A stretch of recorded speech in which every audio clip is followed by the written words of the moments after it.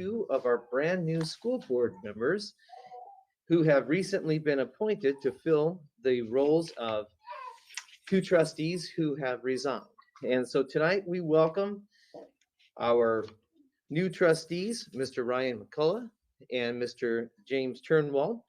Per Board Policy 142.2, the oath of office, each newly elected, re-elected, appointed, or reappointed board member shall take an oath of office administered by a notary public or other qualified person not later than 30 days after the beginning of the term of office to which he or she was elected or appointed. Before joining us this evening to administer the oath of office to our new Penn Township trustees for seat number 1 and seat number 2 is our school board attorney, Mr. Johnson. And Mr. Johnson will swear both of you gentlemen in individually. And we'll start with Mr. Turnwald, who has replaced Mrs. J. Galloway. Mr. Turnwald, can you stand and come over here? All right. Would you like to? Yes. Would you like to have her stand up? You folks in the audience. All right, that'd be perfect. I had it up on the computer screen to cheat. Let's bring up your better half. Yeah, I was gonna say, so in the audience tonight, I have my wife Amanda, youngest daughter Reagan, and then Abigail, Jillian, and Paige. Oh, come on up, kids. We're a family here at Penn. We believe in families. Oh. All right. Aw. That is a picture. I don't know what it is. Yeah. All right, would you please raise your right hand? Repeat after me if you would. I solemnly swear that I will support the Constitution of the United States of America, I solemnly swear that I will support the Constitution of the United States of America, the Constitution of the State of Indiana, the Constitution of the State of Indiana, and the laws of the United States and the State of Indiana. and the laws of the United States and the State of Indiana. I will faithfully execute the duties of my office as a member of this governing body, so help me God. I will faithfully execute the duties of my office as a member of this governing body, so help me God. I further affirm that I possess the qualifications as required by the laws of Indiana for members of the School Board of School Trustees of the Penn-Harris-Madison School Corporation. I further affirm that I possess the qualifications as required by the laws of Indiana for members of the Board of School Trustees of the Penn-Harris-Madison School Corporation. That I will honestly and faithfully perform the duties of the office. That I will honestly and faithfully perform the duties of the office.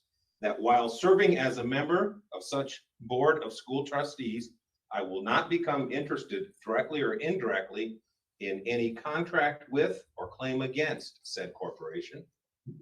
That while serving as a member of such Board of School Trustees, I will not become interested directly or indirectly in any contract with or claim against said corporation, and that I will not be in. Oh, that's where we're going to stop there because we're repeating after you.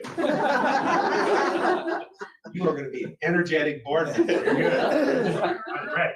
And that I will not be influenced during my term of office by any consideration except that of merit and fairness in the appointment of officers and the engagement of employees for said school corporation. And that I will not be influenced during my term of office by any consideration except that of merit and fairness in the appointment of officers and the engagement of employees for said school corporation. Congratulations. Thank you very much.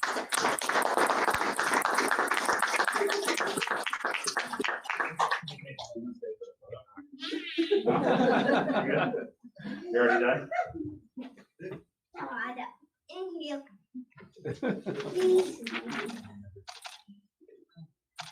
Beautiful. I think Dr. Thacker has something to give you. Hi there, welcome to the PhD family. Very part of it. I always do two things. I'm gonna get a picture of Mr. Riley, with all of you, and then. Page one more. Here is your official PHM Triangle Success Fund. Okay, right here, everybody. I'll make it quick. Good job. Thank you. Perfect.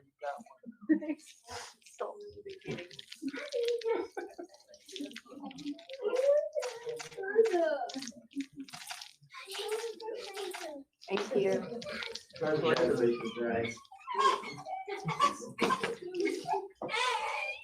And now we'll have Mr. Ryan McCullough sworn in as our Penn Township trustee. Thanks.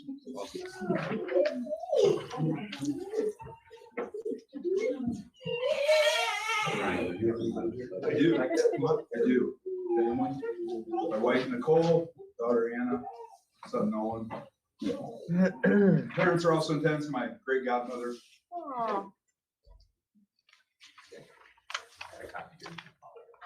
Actually, I'm gonna grab my glasses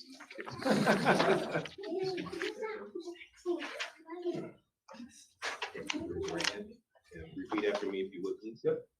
I solemnly swear that I will support the Constitution of the United States of America, I solemnly swear that I will support the Constitution of the United States of America, the Constitution of the State of Indiana, the Constitution of the State of Indiana, and the laws of the United States and the State of Indiana. and the laws of the United States and the State of Indiana.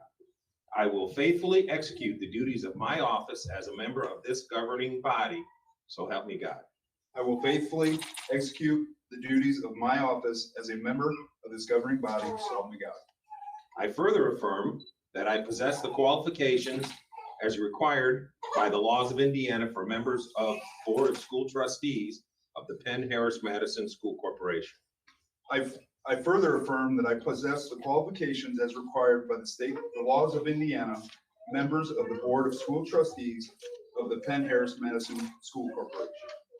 That I will honestly and faithfully perform the duties of the office. That I will honestly and faithfully perform the duties of the office. That while serving as a member of such Board of School Trustees, I will not become interested directly or indirectly in any contract with or claim against said corporation. Why am I so nervous?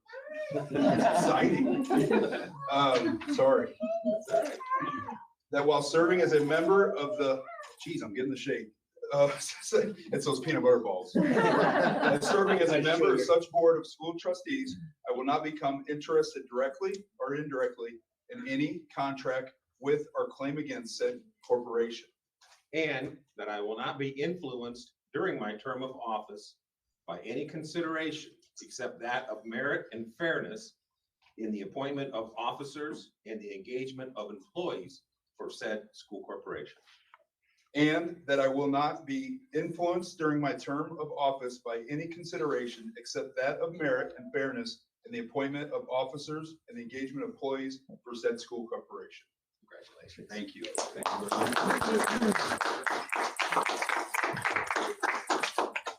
Exciting. Yeah. Fair.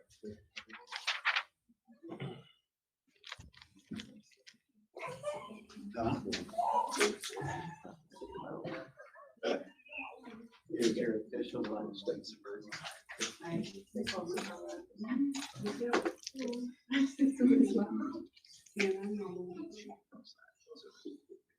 Right here.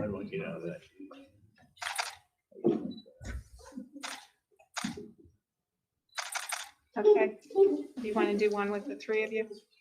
Congratulations. Congratulations. Oh, fine, so.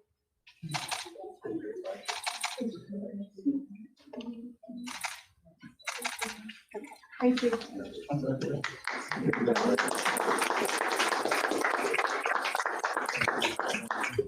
When we talk about that triangle of success, that connects students, teachers, and their parents, we have great examples here, and these school board members who are just taking the oath of office are great examples. And one in particular, because when I look out here at these great parents, and here's Ryan, whose father was a school board member.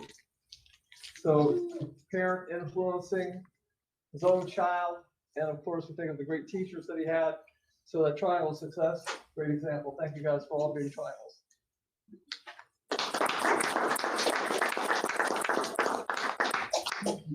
Ryan and James, on behalf of your now colleagues on the Board of School Trustees, welcome again. We're so delighted to have you. James, in particular, I can see why when you interviewed, you said you're going to be with us till 2052. And what lovely children you both have, lovely families. Welcome. We're so excited to have you. So with that, we'll move on to the first item on our agenda, which is the adoption of the agenda. Board members, do you have any additions or changes to tonight's proposed agenda? Yes, sir, I have a proposed change. Mr. Garrett? Yes, back in August, I made the board aware of a position statement from the IDOE concerning the teaching of CRT in Indiana schools. The week before our last board meeting, I requested that a vote concerning our support of this position be included in the agenda for that board meeting. I had conversations with Dr. Thacker and President Chris Riley on the subject, along with conversations on our current mask mandate. After much discussion in the executive session, circumstances dictated that neither request was added to the agenda for the November 22nd board meeting. Therefore, I am requesting once again that this vote for the PHM support of the IDOE position statement on the teaching of CRT in PHM schools, actually all schools in the state of Indiana, public schools that is, be added to the agenda for the December 13th PHM school board meeting. Is there a second? I'll call for the second, just to make sure that I understand your proposal. Okay. You're moving that the agenda be amended so there be a vote tonight on the IDOE's position regarding critical race theory. Correct. Is there a second? Motion fails for a lack of a second. Does the administration have any changes to tonight's proposed agenda? The administration has no changes. Then do I have a motion to adopt tonight's agenda as proposed? I so move. I second. All those in favor vote aye. Any opposed vote nay. Motion carries by a vote of 7-0. We'll move on to the minutes. Board members, do you have any additions or changes to the minutes from the November 22nd, 2021 executive session and regular board meeting, or the special meetings from November the 29th, November 30th, and December 1st, 2021? Does the administration? The administration has no changes. Then do I have a motion to approve the minutes for the November 22nd, 2001 executive session and the regular meeting, and the November 29th, November 30th, and December 1st, 2021 special meetings as presented? I so move. Second?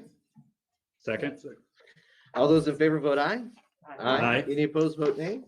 That motion also carries by a vote of 7-0. Next up is our superintendent's announcements and recognitions. Dr. Thacker. Thank you, President Riley, Board of Trustees, and again, welcome everyone. We're delighted that you're here. Our outstanding student ambassador, Manal Bush, could not be with us tonight, and we look forward to hearing from her in January. I would like to share something that I believe she would have shared. The Community Foundation of the St. Joseph County announced 4 students have been awarded the 2022 Lilly Endowment Community Scholarships.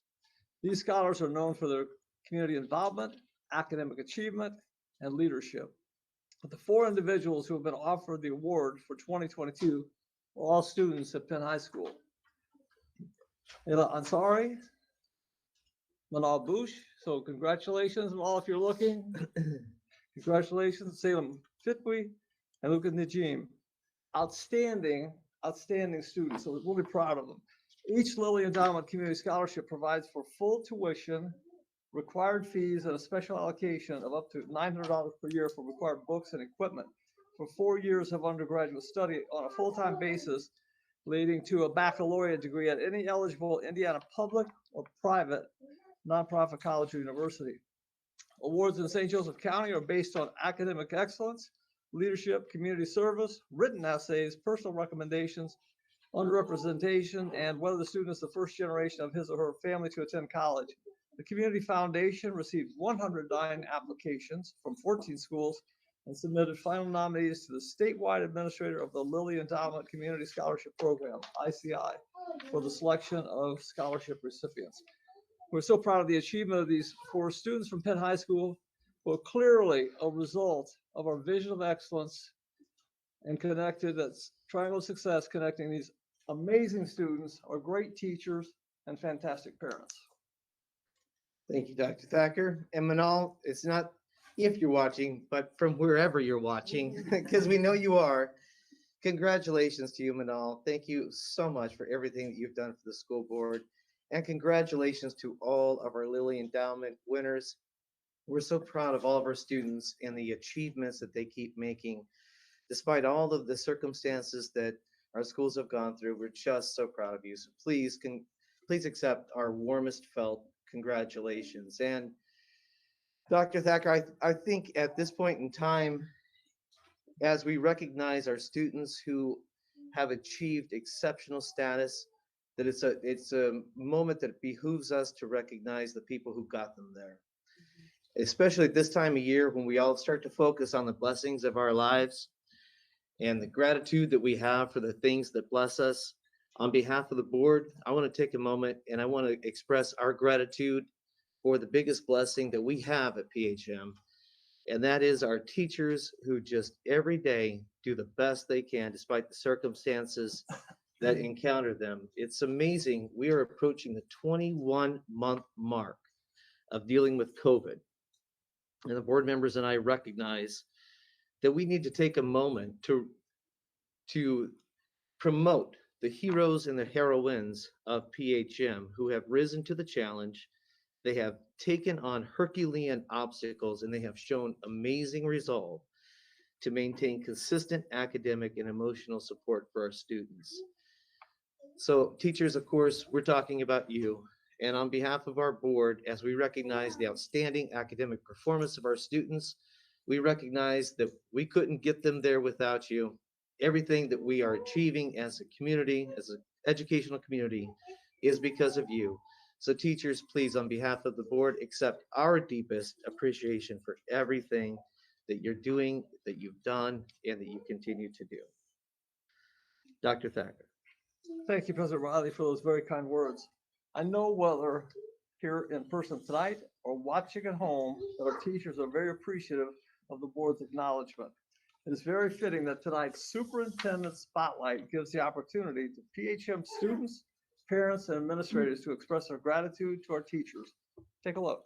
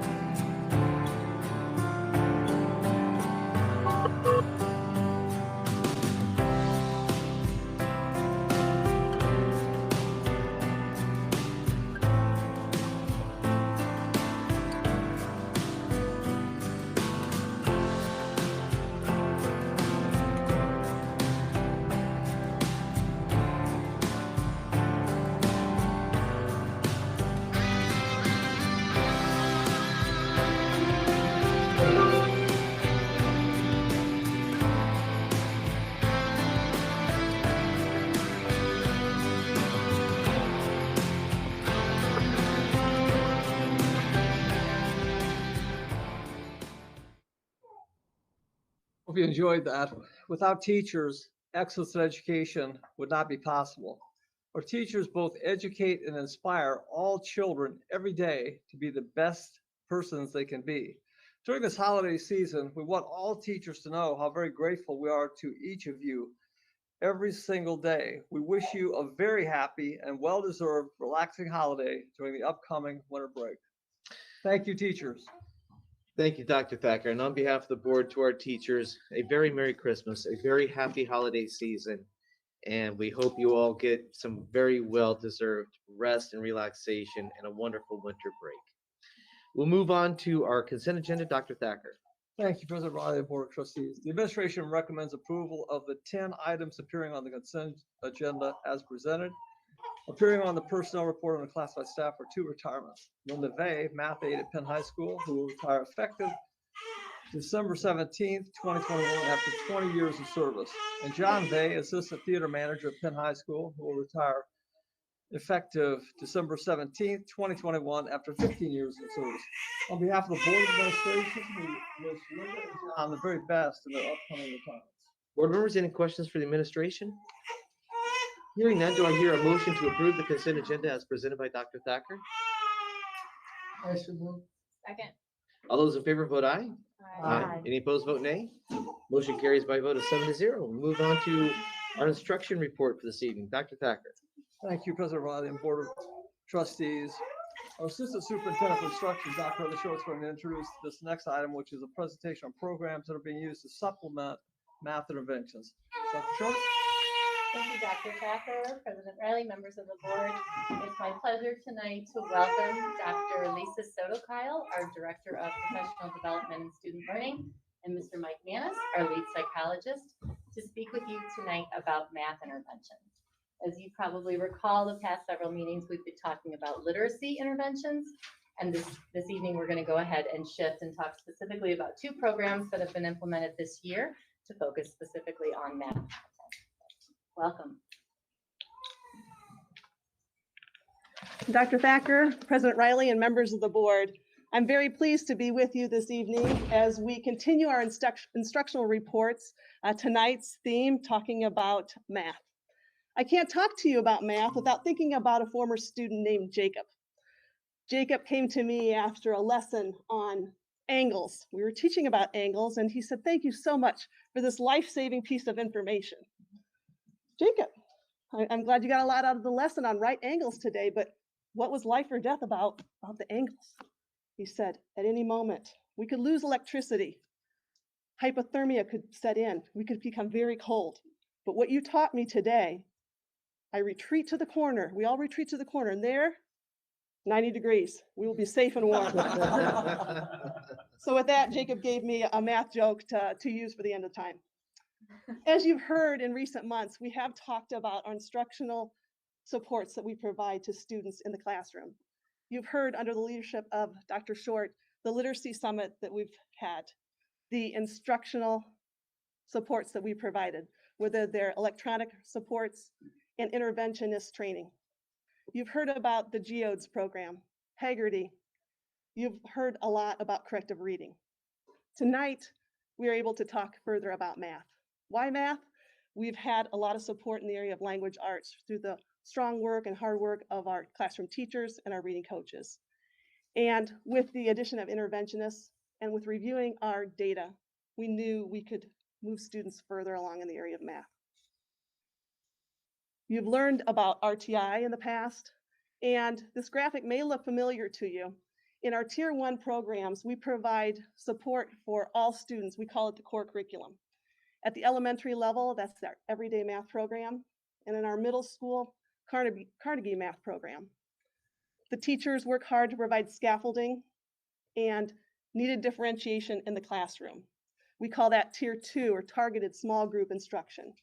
It takes place in the classroom, also with the support of our teacher aides. Sometimes we have small pull-out groups as well. We have worked hard this year to provide strong Tier 3 involvement, and that involvement comes in with the assistance of our interventionists. Our interventionists in the area of math have provided students strong instructional supports 4 days a week and we call it double up services that we're able to provide students. These students are selected with the strong intent and review of formal and informal assessments. We're able to determine the needs of the students based on our classroom observations and the assessment review data.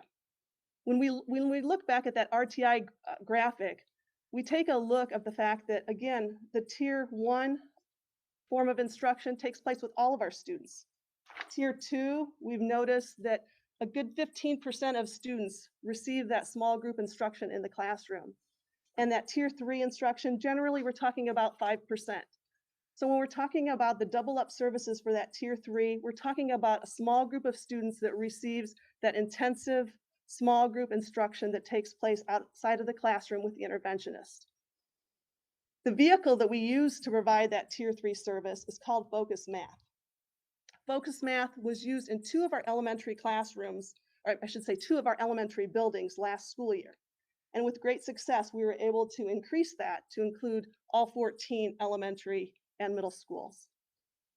Again, the Tier 3 service is not for all students, but for a small group of students who need that specialized and intensive service. In all of our buildings, we have the program in place. We have the students that are identified and that are in need of this particular program. We have various components of the program. We have a program placement test, and all students were provided a level of instruction and an assessment to determine if they were a part of this program. Parent involvement also became a part of this process if students were in need of that Tier 3 service. We have, as part of our daily instruction, quick checks, placement tests, and an exit placement test as well. Where we recognize that the program is fluid, it's that continuous cycle that we need to have students in place for that 4 days a week for that pull-out instruction where we see success. For the first time, we do have a systematic and a balanced and intensive method for reviewing our data. How do we do that? We have discussions. We have quarterly feedback that we provide to students and parents, and teachers, of course, are part of that instructional cycle. We have monthly data reviews with classroom teachers and administrators. In addition, we have weekly response to intervention meetings where we review valuable data and feedback. Our feedback is ongoing and it's continual, and it involves parents with regard to the feedback of how students are doing and performing in the small groups as well. We can't have a successful intervention program without reviewing the feedback and reviewing the monitoring of students. While doing so, we have a benchmark program that we have in place that I will share with you. Actually, Mr. Mike Manis will share with you. The focused instruction program that we have, again, is our progress monitoring system. Our Ames web benchmarking system is to review how we are succeeding and how the students are faring with this program. I started with a joke. I have a few jokes for you as well. And before I introduce Mr. Mike Manis, our district lead psychologist, because he won't tell you, I will. He was recently nominated as a board certified school neuropsychologist. And with that, I introduce to you Mr. Mike Manis.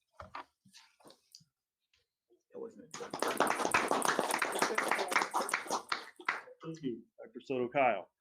So I'm here to talk about our data system, which is Ames Web. And since we're talking about data, I thought we'd start with some math-related statistics. So did you know that 5 out of 4 people have trouble with fractions? It's true. Maybe that's improper. If there is a 50-50 chance that something can go wrong, then 9 times out of 10 it will. So these statistics are a good example of why focused math is needed. But focused math by itself is not enough. We have to have a data system. We have to know how we're progressing with students who are at risk or students who have unfinished learning. So there are many ways to monitor progress. You can have quizzes, you can have unit tests, you can have summative assessments, but progress monitoring in an RTI system means something very particular. So here are some essential elements of good progress monitoring. They have to be short and quick. So your unit tests, summative assessments don't really fit the bill here. They have to have multiple forms of equal difficulty. So you have to have similar measures across time. They have to be representative of the end of year expectations. So if you think about unit tests, they change. The skills you're assessing changes. So if there is no way of telling what the average rate of growth is between Unit 1 and Unit 2 in foundations, you must be able to quantify change over time. In order to know if students are growing and growing at the rate that we need them to, you need to be able to quantify change over time. You have to have known reliability and validity. Very few classroom-based assessments are going to have this. We have to know that we're measuring what we intend to measure and we're measuring it reliably. And most of the research in this area has supported the use of timed fluency-based measures. And really what they're talking about here is something called a curriculum-based measure. If you're going to do an RTI system, if you're going to have an RTI system, a three-tier system, and do it well, you must have a curriculum-based measure. It is a need, not a want. And we now have that with Ames-Webb for the first time, I think, in math. What makes Ames-Webb different? I'm not here to tell you that it's superior to all of our other math assessments. It's really not, but it does meet a unique need that has not been met before. It has both standards-based assessments, which is similar to our ClearSight assessment, but it also has a curriculum-based measure. So here's an example of what that looks like. You can see that you're able to graph the progress over time. In both of these graphs, the dark black line represents the trajectory the student needs to follow in order to meet his or her goal over the specified period of time. The top graph would indicate the student is not likely to make his or her goal, and then that would require some instructional adjustments. The bottom graph, as you can see, the student's trend line is exceeding the aim line, so we know we're on the right track and we'll just keep doing what we're doing. Ames-Webb is pretty nice because it uses some pretty complicated statistics to project whether or not a student is likely to meet his or her goal. And then you can see it'll turn the line green if they are likely or red if they're not likely. So pretty clear to see. This is absolutely essential to know if you're intending to catch kids up. If you have students that are behind or have learning gaps, and you want to know if they're going to catch up to their peers, you have to have information like this. Here's an example of part of the standards-based assessment portion. You can see that it breaks down the math areas in terms of domains. This is consistent with the grade level content standards, so what they're being assessed on every day. This is administered 3 times a year, and it becomes a very nice complement to our ClearSight system because you can see all the bar graphs here are green, but in not all cases are they green. If a student is struggling, it may be yellow, and if they're really, really struggling, it may be red. And you can see that since it's broken down by domain, you can even pinpoint the areas where they need additional assistance. Now, you can do this by individual student, or it has the capability to do it by classrooms, or even whole grade levels. So you could pinpoint trends in your data that needs to be addressed. Lastly, there at the bottom, you can even see the particular standards they're being assessed on and what a student did or did not get correctly. So it is an extremely data-rich system. I only regret they only have a few minutes to describe it to you because it can do so much more than is being presented here. So what questions might you have for us? Board members, questions or comments? Yes, I have a question. Back on the slide that showed the goal. Is the goal just to catch up? Is that the goal for every one of the students involved in this program? Or is this useful for other students that might have a goal to exceed where they're at right now? Absolutely. What is the, I mean, the goal is what? I mean, You can how customize do you establish the goal? Yes, sir. You can customize the goal. The goals are based upon norms, so they've even provided for you information that says this goal is reasonable and this goal is too ambitious, so you know where the sweet spot is to target. But let's say you have a really high functioning student, you can also accelerate their learning and then track their goals towards that. And in particular, to focus math, the students that we are serving are working at a grade level behind. We are working on achieving grade level mastery. That's kind of what I got from the slide that we were trying to catch these kids up from, where they're at now. So, Yes, the function of Ames Web, though, far exceeds what we're able to do and the intent of our progress monitoring tool of Focus Math, but the possibilities are endless with Ames Web. that's great. So are we using Ames Web only for students we've identified in need of intervention? Or are we using Ames Web across our classrooms? They are used with a specific student base, again, our tier 2 and our tier 3 students, but buildings do have the ability as students progress through the RTI process to be progress monitored with regard to Ames Web, not only students using Focus Math, but other students as well. I'm sure Mr. Manis can answer to some of the students that he serves outside of the Focus Math group as well. Yeah, it has that capability. Currently, we're mostly using it to track students that we're concerned about that need to close learning gaps because that's the most immediate utility. But as we look to expand in the future, it would certainly have the capability to do just that. Do you feel like ClearSight is giving us enough information to have data-driven instruction so that we don't need an extra layer like this? Or is the type of information we would glean from something like Ames Web be informative for a teacher trying to decide what skills to double up on, keeping in mind that we don't want to overassess students? I think that ClearSight does give us enough information, but it's always nice to have multiple data points so you can triangulate success. So yes, it's great to have more than one. Mr. Turnwall? So just a question as the newbie here. When RTI is used, are these for our tier 2 and tier 3 kiddos? Are these pull-out sessions? Is this done by the classroom teacher? Can you kind of walk me through a little bit of that, and then I might have a follow-up? Sure, I'll start. Mr. Manis can add as well. When we think about that RTI graphic, again, how I always really correlate that graphic is really 100%. All students receive that tier 1 intervention from the classroom teacher.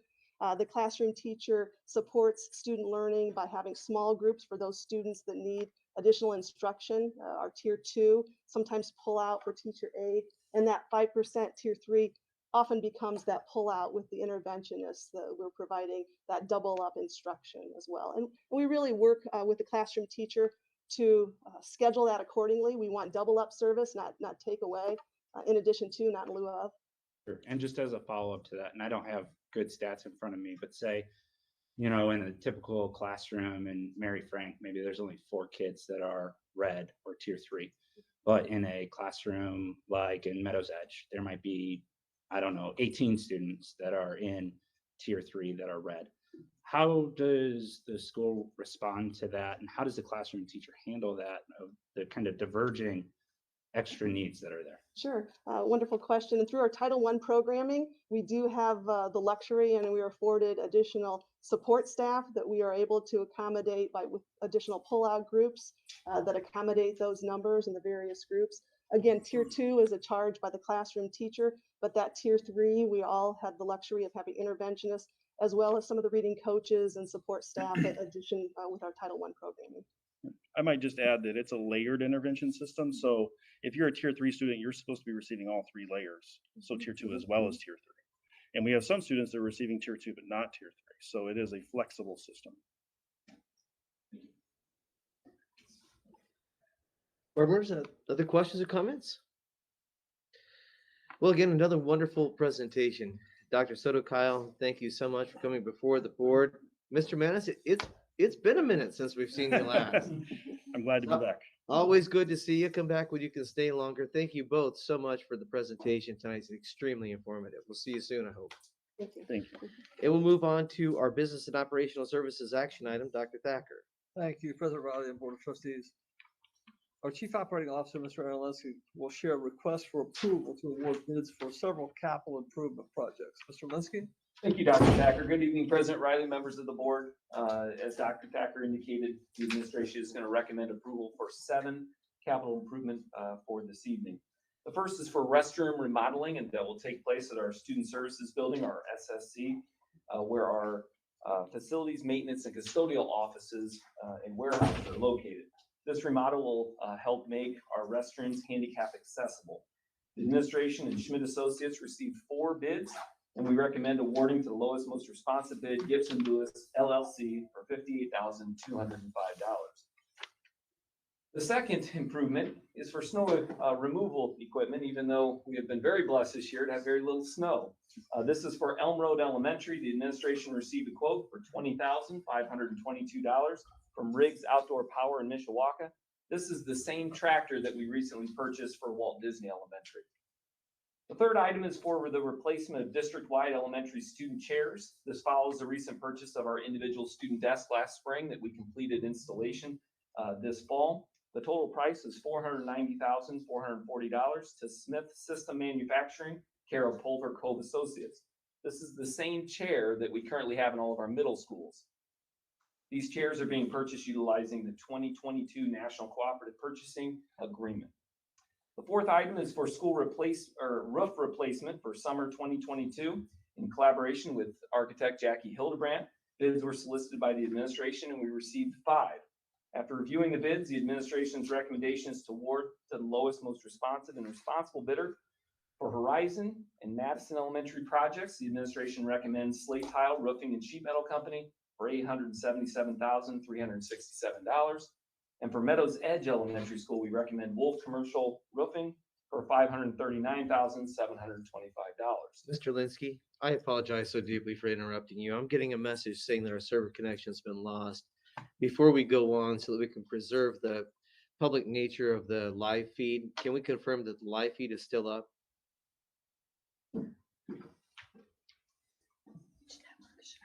I believe it should be because that's a hard wire, but we'll certainly verify it.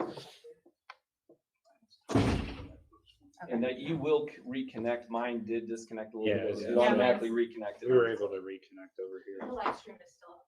Okay. With confirmation live stream still going, you were about to tell us about the award for the district custodial equipment.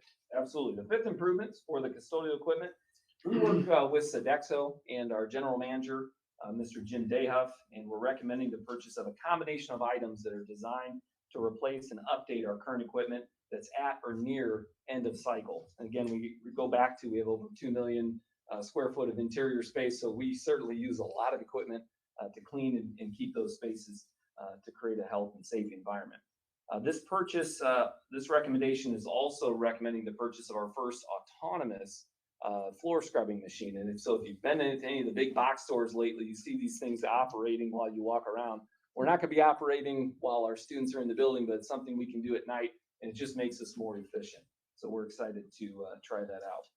The district's partnership with Sodexo also provides us a total discount of $35,600.58. That's 15% off the best price that Penn-Harris-Madison could have gotten even on our own government contract. So again, it's another kudos to having a partnership with a large venue like Sodexo. The administration recommends awarding this purchase to Tenant and Square Scrub for a total of $201,120.47. The 6 improvements for high school and middle school scoreboard improvements. The administration is recommending purchasing replacement scoreboards for the varsity softball and varsity baseball stadiums at Penn High School. The current scoreboards are to be moved to our JV fields for reinstallation. The district is purchasing these now to ensure they're available for when the improvement work is to be conducted this summer. Again, this does not include installation. We're only buying the boards. We're going to include installation in a separate project that we'll bring forward later this year. The total price for those boards is $48,248 from Daktronics. In addition, the administration is recommending purchasing replacement football scoreboards at Grissom and Schmucker Middle Schools and basketball scoreboards at Discovery Middle School. Total price, including installation, is $52,874.80 from Nedco and CAH Installs.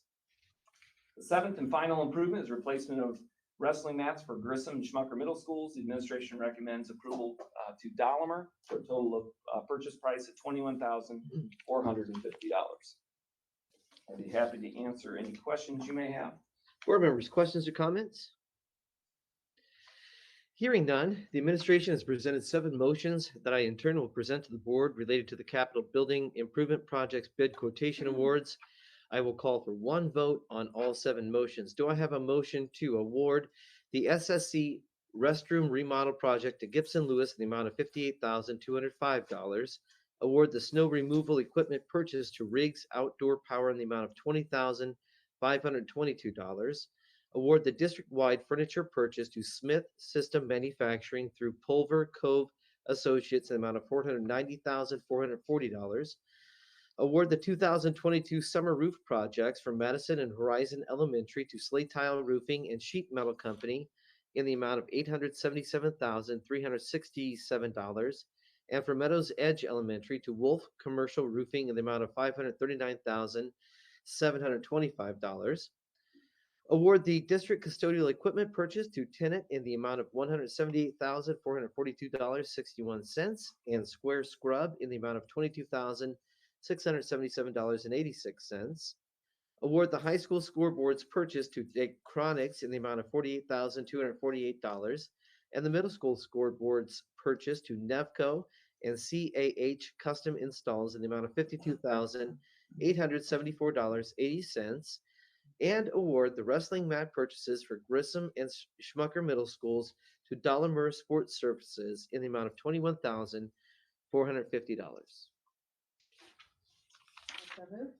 Second. Second. All those in favor vote aye. Aye. Any opposed, vote nay. Motion carries by a vote of 7-0. Thank you very much, Mr. Linsky. We'll move on now to our next action item, a very, very exciting one. Dr. Thacker. Thank you very much. President Riley and Board of Trustees, this is the approval of an agreement to name the Kingsman Athletic Center the Chris Giesman Athletic Center. My wife Don and I, PHM and the PHM Education Foundation, are proud to share this gift agreement for our most recent sponsorship naming partnership. As part of this partnership, the PHM Education Foundation will facilitate the addition of Chris Giesman Athletic Center to be added to the Kingsman Athletic Center. The donor commitment is for $25,000, which will be paid at a rate of $5,000 per year over 5 years. Naming will last for 12 years. Don and I are truly honored to have the Kingsman Athletic Center named after this legendary coach who has guided the Kingsmen to 5 state championships and 3 state runners-up. Coach Giesman led Penn to 309 wins that span more than 30 years. We're proud to have Chris Giesman Athletic Center named after this championship coach, this Hall of Famer, National Coach of the Year. And the administration recommends approval of the Dr. Jerry and Donna Thacker gift agreement as presented. Board members, any questions or comments? Thank you. Yes, thank you indeed. For your generosity, Dr. Thacker. Very generous gift. Do I have a motion to approve the Dr. Jerry and Donna Thacker gift agreement to the Penn-Harris-Madison Education Foundation for sponsorship of the Kingsman Athletic Center, naming it the Chris Giesman Athletic Center as presented? So moved. Second. All those in favor vote aye. Aye. Any opposed, vote nay. Motion carries by a vote of 7-0. And again, on behalf of the board, on behalf of the district, thank you, Dr. Thacker, and to Mrs. Thacker for your generosity. And thank you for giving a Penn legend this recognition that our community really wants him to have. Okay, we'll move on to board reports and requests. At this point, the board has an opportunity to speak and to make requests of the administration. I guess, Dr. Thacker, I'd begin just by asking if you just share an update on how our vaccination clinics are going. Yes, President Riley, Board of Trustees, and everyone in the audience. I'm really delighted to say that we have a great partnership, and we have really been pleased. We began November 1st in a partnership with St. Joseph Health Systems to offer voluntary COVID testing for staff and students who are symptomatic or exposed to the virus as a close contact. More than 330 students and 70 adults have been tested, and we've been offering testing for some parents who brought their students in for testing. So the adult reflection is not really indicative of our staff that have used the clinic. It consists of both staff members and some parents. Almost 90% of the individuals have tested negative, which means those students were able to go back to the classroom, and the adults, that would be both staff and parents, were able to return to work. So our goal from the very beginning of the school year is to have a system that keeps students in school, which is the best learning environment. Approximately 10% then have tested positive. Then as we move forward from November to December 1st, Governor Holcomb extended his public health emergency executive order for another 30 days, and he stated that he would continue to work with legislative leaders with an eye on extending the emergency in the future. The majority of the counties in the northern half of Indiana are currently red on the Indiana COVID-19 data report dashboard map, indicating high community spread. Currently, St. Joseph County is registering the highest number of positive cases since a year ago, December of 2020. Since early November, the number of cases nearly tripled from approximately 225 cases per day to over 620 per day. The federal government has extended the mask requirement on all forms of public transportation through March 18th. So this includes our school buses. So following the approval of the COVID vaccine eligibility for those ages 5 through 11, PHM collaborated with our contract health partner, St. Joseph Health System, to offer voluntary vaccination clinics in the evenings on several dates. These were very successful, provided the opportunity for over 1,100 total individuals to receive their vaccinations and boosters. November 10th, 11th, and 12th was the first round, which resulted in 548 vaccinations. 349 of those vaccinations were for students ages 5 through 11, 199 for ages 12 and over. December 1st, 2nd, and 3rd, this is the second round, which resulted in 593 total vaccinations. And that would be from ages 5 through 11, 379, and 214 for ages 12 and over. Now, our third round of vaccination is going to be held at Schmucker Middle School from 5 to 7:30, and that's on December 27th. So the students who receive that second dose, which would be just after Christmas, remember that they would not be fully vaccinated until 2 weeks later, which brings us into the second semester of school. And a report will be shared in January. So December the 27th, first round shots, second round shots, and boosters. And there's some boosters, but we have actually boosters and just regular vaccination. Does it matter? Because people ask, does No. it matter if they were Moderna or Pfizer? We've been using Pfizer, and so we've stuck with Pfizer. Board members, any other? Do you have to be a student or a family member to participate in these vaccine clinics, or is the community welcome? Sir? We have really invited the community members as well. And in the first round, as we were beginning last year, we actually invited, but we started the vaccinations, we invited neighboring school districts to participate. So we're trying to, it's a community effort. Other reports and requests? Yes, I have something to say, if that's okay. Following up a little bit on my request earlier in the day, I want to say that very simply that there is no controversy about our academics. There's no controversy about our extracurriculars. There's no controversy about our sports, our facilities. I mean, everything we do is top notch. Everybody knows that, no question. But there is a controversy going on, not only in this school, but across this country, on the teaching of CRT, critical race theory, and then the masking. So there's two things that seem to plague every school corporation.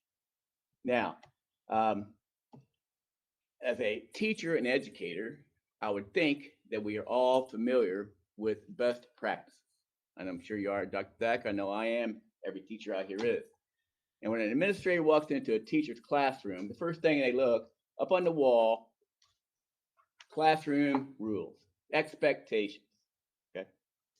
So you can't, chide a kid for being tardy if he doesn't know he's not supposed to be tardy. You can't yell at them for not doing their homework on time if they don't know they're supposed to have their homework done on time.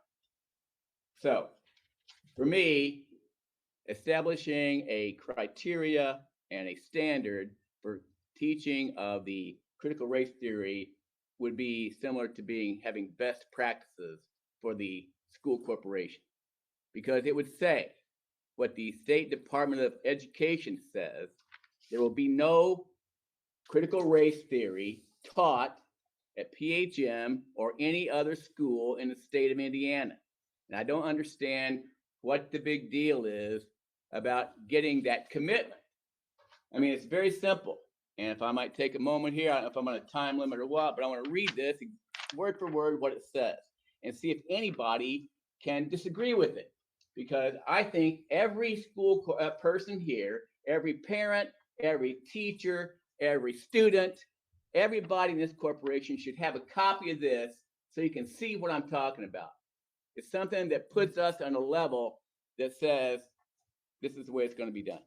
And to me, when we have that, we take all the pressure off of teachers. Teachers no longer have to worry about what they're doing because we're going to know it won't be critical race theory because that's not allowed. So here's what it says.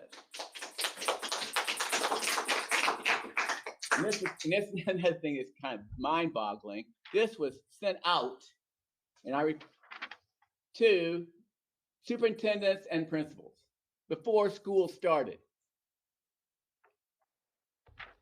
And I don't think that if I hadn't brought it up, anyone on this school board would have known anything about it. As we're gearing up for the 21-22 academic year, and we eagerly await welcoming students back to our classrooms, the Indiana Department of Education, IDOE, has received questions from many of you regarding Indiana's academic standards and critical race theory. As you know, in recent weeks, critical race theory has become a national, state, and local topic of discussion, and IDOE has developed this frequently asked questions document to help answer your questions. IDOE encourages parents, teachers, and educational stakeholders to collaborate in local discussions if questions or concerns related to the implementation of Indiana's standards or curriculum adoption arise. In Indiana, K-12 schools are required to teach the Indiana academic standards and the Indiana employability skills standards. Neither set of standards include critical race theory. Let me say that again. Neither set of standards include critical race theory. Critical race theory is not designed for elementary, middle, or high school students. This is not me. This is the Indiana Department of Education.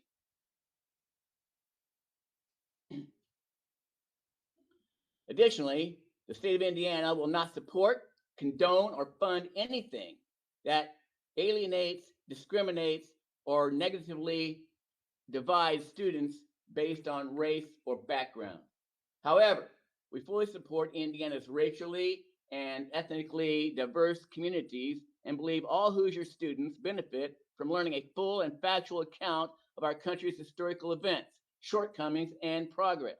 IDOE also encourages efforts to highlight a diverse set of historical figures who are role models for Indiana students, including the following, just to name a few: Charles Buster Hall, a legendary Tuskegee Airman; Madam C.J. Walker, the first self-made Black woman millionaire in America; Ellen Ochoa, first Hispanic American woman to go to space; John Leslie West Montgomery, American jazz guitarist; and Oscar Robertson, who I did meet when I was in elementary; and Leroy Key, some of the greatest athletes who played in Indiana.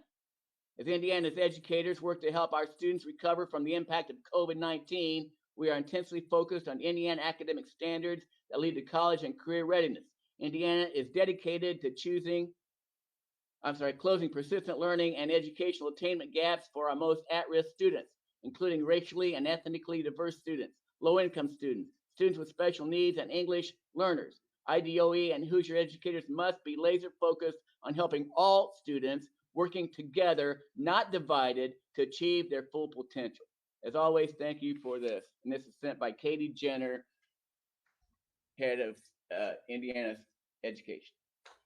So that is what I want to see us buy into. And I do not understand why that is not something that we're not all getting on board with and saying, that's right, this is good, let's do it. Now, we can't say, because we know that Dr. Thacker, and I supported you on this, you said before, we don't teach it here, and that's great. But the fact is, you know that we can't defend that statement anymore, because we know about circumstances and things that have happened, that there are things of critical race theory being taught in the classroom, being used. Now, it's not something you can just flip a switch and it's going to be over. It's going to take time. Understand that. We need to support our teachers. Like I say, they shouldn't be having to make these kind of decisions. Okay. But we have to start somewhere. And starting with supporting our own Indiana Department of Education, how can that be a bad place to start? So I will continue to ask that we take a vote on this. And even though we can't do it this time, maybe next time. Thank you very much. I would like to respond to that because Jem and I have gone around and around about this because I think it is not that it is not the goal of the board to be in support of that statement. It is the avenue of which some pieces that aren't in place for our teachers at this point to support them in carrying that out. And I think we need a working definition to work with our teachers as to what CRT is, so that when we hand a math teacher an SEL lesson, like they're able to discern, because it means different things to different people right now. And it's very hard to find a working definition. We also, though it's not a K through 12 theory or something that you would teach, the majority of students who graduate from Penn take college classes here. And we do that in alignment with schools that require our teachers to work with their syllabi that are already set. And therefore, those are things when we adopt this, we need to have gone over. Otherwise, we're handing teachers a syllabi that perhaps from somebody other, IUSB or somewhere else other than us, that has a curriculum on it that by some people in our community would consider CRT, others wouldn't. So these teachers are being put in a position of which we do not have in place currently what they need for us to support them. And so it is not that I am in disagreement with that statement. I want to support our teachers. I want a working definition of what that means at PHM. And so what we will not tolerate being taught in our classroom, but what that looks like. Because to continue to say something that, as you said, like is still going to happen tomorrow and invites criticism of our teachers without us providing support as a board. And so I think and that process began before school started, as we began these conversations. It's not that, like you said, it doesn't happen overnight. These things don't, we have multiple schools and a ton of teachers, but I'm sitting up here feeling as if we as a board have been projected as supporting CRT, which is not the case. We are supporting our teachers, and I think that we need a working definition. We need some specific things that will not happen in our classrooms. And so those teachers know, like, okay, I was taught in college that perhaps I would do that this way, but you know what? We're not at PHM, we're not doing it this way. We're not, breaking up into groups like that, because best practices at PHM don't look like that. So I support your statement, but I think we have more work to do to be able to not just support the words, but support it in action. Because right now it's words, and we need specific action that matches the words. And we don't have the framework in place to do that at the moment. And we've talked a lot about how the defining it means different things to different people, which is so hard because justice, that means different things to different people. Like to me, my standard is like perhaps, the Bible, but somebody else that might not be where they go to find their standard of right and wrong. And so we need to figure out, what does that look like at PHM in our public school system with a diverse population? So these are really tricky things that, are hard for our top educators to define, which is why we're all in the weeds with this. And we know when we see something that doesn't feel right and we don't want, but even that is different for different people. So I support your statement. I support what we're trying to do at PHM. I just think we still, we started this process and it's not an overnight process, but yeah, I don't have all the answers. And Jem and I have we're working through these things and trying to figure out the best way to support our teachers and support our families. And I agree. As a rookie, I have a question. Is that something we could task Derek, Mr. White, and his committee with? Maybe starting the process of defining.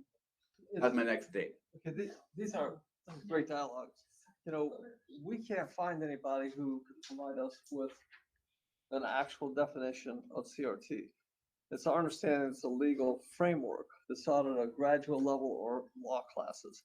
And as most people have indicated that talk about it, it's not offered K through 12 in schools, but there's no working definition. We've asked legislators if they're, when they continue to talk about creating some kind of a definition, give us some guidelines. If you're telling us not to do something, tell us what you're really talking about. It would make it a lot easier for teachers. We have 60,000 teachers and we don't have any of them who really have any expertise in this. When I talk to the superintendents and principals as well, no one really understands a definition of CRT. College professors that I talk to don't have a working definition of CRT. And so it's really, really complex because when people think that there's some kind of a magic K through 12 or any kind of a syllabus that describes CRT, I've not seen one. And we've talked to lots of people, and there are lots of experts that on the circuits that have more knowledge relative to what they're saying as a theory, but they're typically lawyers and PhDs who studied sociology or something like that. But we truly do not have. In the Indiana Department of Education, and we have a great Secretary of Education and Dr. Katie Jenner, they do not have a working definition for us. And so we're awaiting guidance and advice because as Trustee Gates said, we need support for our teachers. You know, we're talking about them doing all the great work they do, but there's a gap in what they can do with these things. And when somebody's criticizing them for doing something they have no knowledge of. So I will also note that in response to allegations that PHM is teaching critical race theory, the administration took quite a bit of time last summer, right before the school year began, in terms of preparing public presentations that were open not only to the public but to the media, in which the presentation laid out the record as to what exactly PHM is teaching. Even school board members were invited to attend. The administration devoted a lot of time to making it very clear to the public, to the media, to the school board, to whoever is interested, that this is what we're teaching and this is what we're not teaching. Since that point in time, as it pertains to the public meetings the administration devoted so much attention to, I have heard very little actual criticism about the information disseminated at the public meetings. So when it came down to PHM opening its books and saying, this is what we're teaching, I've heard very, very little feedback about that. And yes, Mr. White was directly involved in that. What we do continue to hear are allegations that we teach critical race theory through, as Dr. Thacker and Ms. Gates noted, are nebulous definitions of it. I've heard 24 or more different variations and definitions of critical race theory to the point where I couldn't even give a clear definition to any one of our teachers who is expected to fulfill all of the policies that the school board implements as to what critical race theory actually teaches. This is exactly why the school board must be very deliberate, very well educated on every single policy that it adopts, because the expectation then becomes that once we adopt the policy, teachers have to carry it out.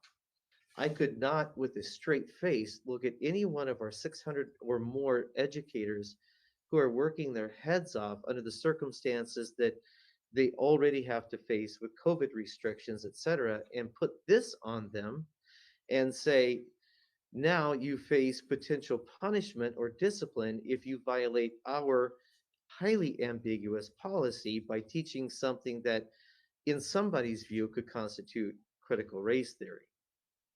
I also see that critical race theory can be a politically expedient issue. It's divisive. It means that if you take a stance one way or the other, you feel like there are people who support you.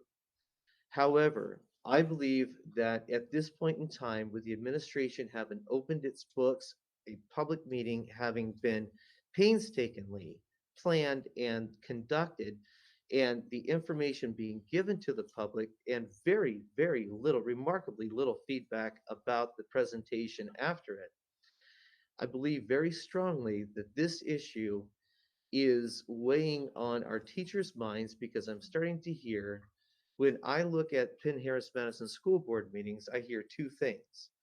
I hear masking, I hear critical race theory.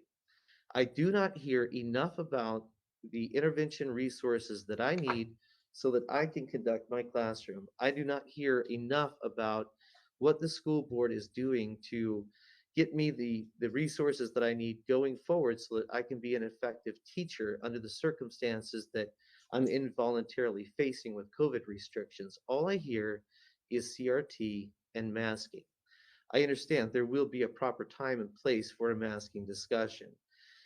But to me, CRT has become an unfortunate distraction because we are devoting so much time to it that it leaves for less time to devote to more fruitful discussion about getting our teachers the resources that they need and to being visionary in terms of taking the statistics that are so impressive academically and making them even better. So that's why at this point in time, I can't support something that I can't even define that I also think is a distraction. Board members, anybody else have? Yeah, I mean, I had to add to that. I mean, you mentioned something about punishing teachers. I don't know where you came up with that. That was not mentioned at all. I mean, no teacher should ever be punished for something that they're doing, because as Dr. Thacker has said on many occasions, most of the teachers that teach this don't even know what it is anyway. And they are not teaching critical race theory in a way that's trying to, hurt anyone. But I agree with what you're saying, Chris, or President Riley. So what's the big deal then about saying, okay, let's support, I'm not asking for a school board policy. All I'm asking for is like a resolution saying that we agree with you. Now, a year and a half ago, we made a resolution after we had the situation with the young people who wrote the open letter to the school board about the things that were happening at Penn High School. And we supported that, their requests, and we supported that with a resolution saying that we will do whatever we can to stop racism in the Penn-Harris-Madison schools. And we supported that. I support it. You support it. We all support that now. All this is saying is that critical race theory is not the way to do that. So I think we should jump on board with this and just say, hey, we have a resolution. In fact, I talked to our board attorney, Jeff Johnson, this past week, and he actually crafted a resolution. I knew I wasn't going to get a second tonight, so I didn't bring it up at this point. But he has already crafted that resolution. So that's all I'm saying. Let's do a resolution saying we support the Indiana Department of Education and their stance on not doing critical race theory in the school. I'm not talking about punishing anybody. I'm talking about if they don't know what they're doing, let's give them some professional development. Help them, okay? And we have two very highly trained and highly paid people on our staff right now that can, as you pointed out, Ryan, Dr. Sears and Mr. White, that would be their purview. They're the one, if anybody knows what critical race theory is, or a pretty good examination of it and a definition of it, it would be Dr. Sears. Okay. So you would defer to the administration? I mean, of course, I'd have to see what they say, but yeah, I mean, if they said that this isn't critical race theory, but if you're born a certain color, you're a certain this, yeah, that's definitely critical race theory. But things that divide, things that make us look, put people in boxes because of color of their skin or their religion or whatever, that's ridiculous. I mean, how can anybody get behind that? So that's what I'm saying. A resolution similar to what we did with the open letter and the social justice and ending racism.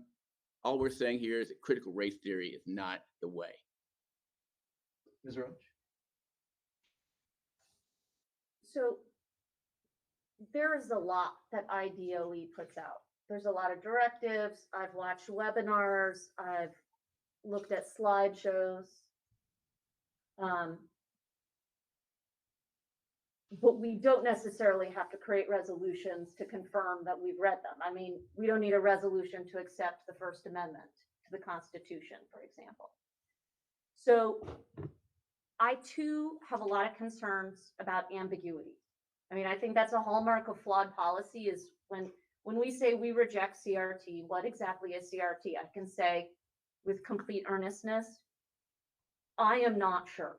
I really think it means different things to different people. That's the first problem with any kind of resolution that doesn't clarify the key concept, the resolution. But I have a second concern, which is, I think, another hallmark of problematic policy, which is conflicting directives. Now, this was before 3 of us joined this board, but last summer, there was a unanimous vote to adopt a resolution. And I do want to read a section of it because I was reading it this week, and I think it's important that we all remember it.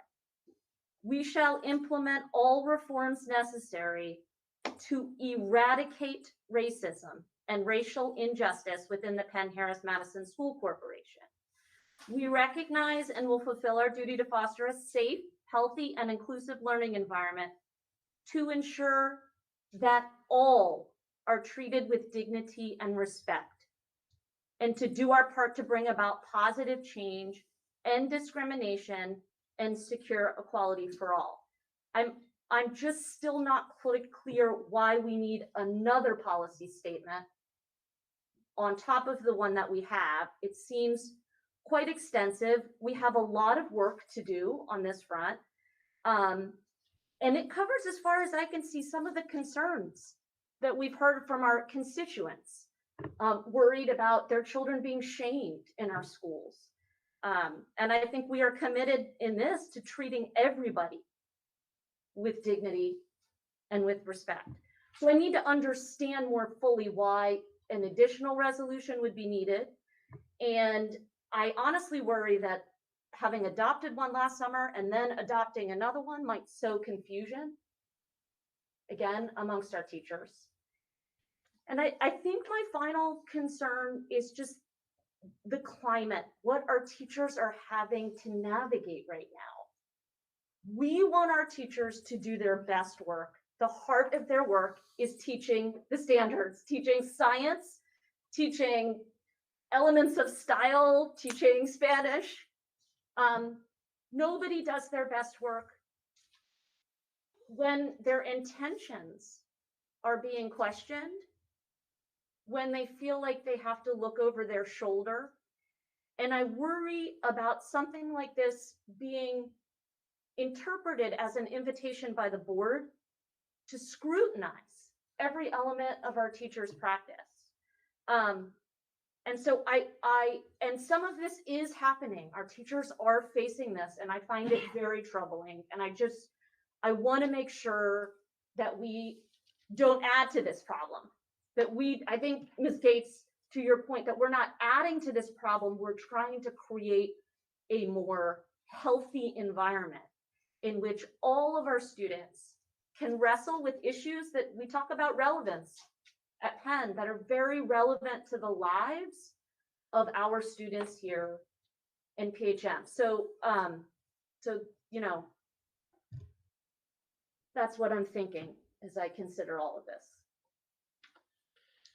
Thank you, Ms. Roach. Board members, any other matters to report or request? Hearing none, we'll move on to the hearing of visitors. I want to thank everybody who's attended our school board meeting tonight in person and by our live YouTube feed. I do have a number of individuals who have registered both in person and by video to speak to the board. So here's how I will conduct it. Anybody who is here in the boardroom or who is sitting directly outside the boardroom who has pre-registered to speak to the board, I will call on you first. I will then call on anybody who has pre-registered via our live video feed second, and then I will come back to anybody who has not pre-registered to speak to the board. So with that in mind, Mr. Nick Liskey. Mr. Liskey, before you begin, let me read some general instructions that pertain to all individuals who would like to address the board. At regular board meetings, the public is invited to address the board on general topics under the hearing of visitors without registering. A time limit of 3 minutes shall be enforced for persons wishing to speak during the hearing of visitors. Board Attorney Jeff Johnson will keep your time and will let you know as time is expiring. It is requested that names and addresses be stated at the beginning of such comments. Individuals may speak only once during this section of the agenda. Personnel issues are absolutely not to be addressed during open sessions of the board. Concerns about individual employees of the district should be brought to the superintendent or his designee. The board does not respond to questions or comments posed during the hearing of visitors. So, thank you, Mr. Liskey, and welcome tonight. Floor is yours. My name is Nick Liskey. I live at 15633 Hunting Ridge Trail in Granger. I currently have 4 children within PHM, 16, 14, and a pair of 9-year-olds. My sophomore is currently working on an essay in Mr. DeKeever's English class, and I think he has the most state titles of everybody. In it, he unpacked data he gathered from the U.S. Census Bureau. While not attempting to change anyone's mind, he noted that South Bend has a very different population makeup than Granger, 10 miles apart and vastly different. It brought up a conversation about other people's experiences. I shared different stories with him about my own experience of teaching middle school in Watts, a community in Los Angeles, California. These students of mine had different experiences and perspectives on the world. While I was the teacher, I learned a lot from them. I share these quick stories because I'd like the board to hear that the loudest voices in the room do not represent all families in the PHM district. I would advocate more diversity training at PHM, not less. If our children graduate, we're a part of clubs and sports, but they don't know how to engage with empathy and curiosity with their neighbors, we may have failed them. If they can't believe that the experiences of others that see the world differently than they do and offer criticism, we may have failed. As a proponent of peace, it's my hope that these ideas can help our students listen more and speak less. What good happens when we interact? What good happens when we interact and learn from those who are different than us? Perhaps empathy, perhaps kindness, compassion, maybe even a bigger worldview than that's not just our own zip code. Thank you. Thank you, Mr. Liskey. Appreciate it very much. Next up is Jeff Jankowski.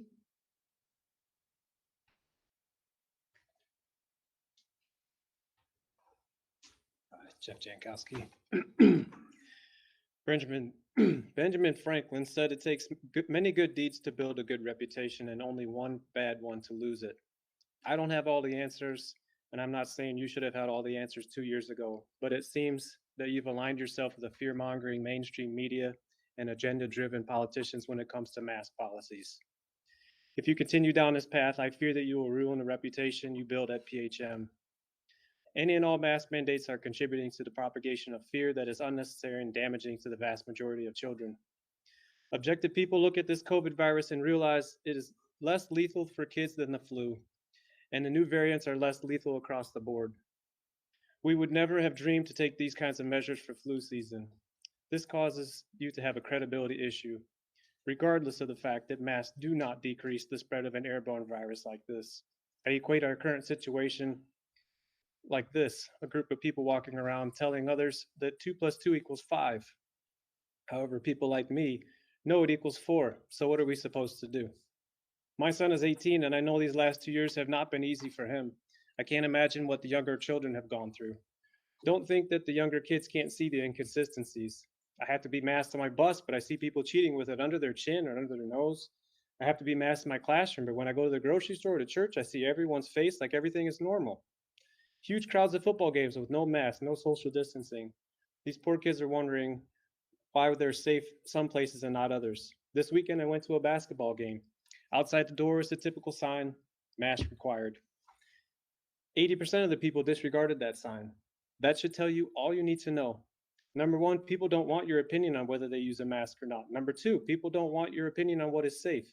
Number three, you have divorced yourself from parents who are telling their kids one thing at home while you insist on something different at your facilities. I don't know what your regulations are. I don't know how much your hands are tied when it comes to legal matters, but I do know the reason you're a local school board is so that you can make decisions for PHM that may or may not be the decisions of Elkhart or Chicago or Washington. Warren Buffett has a spin on the Ben Franklin quote. He says, "It takes 20 years to build a reputation and 5 minutes to ruin it. If you think about that, you'll do things differently," end quote. Don't contribute to the fear mongering by confounding words like safe. Don't hand out mandates like a dictator. Start to build back your reputation. I say it's time to get back to the basics of what you've been talking about a little bit here. Help these kids get the best education possible, prepare them for college and the next phase of life. Parents, it's possible that I persuaded some here tonight, but also quite possible I've spoken in vain. It doesn't really matter. We must keep pushing for what we know is right, keep encouraging your kids to stand for their rights and freedom, and give them the courage to be strong in the face of opposition. It really is true that actions speak louder than words.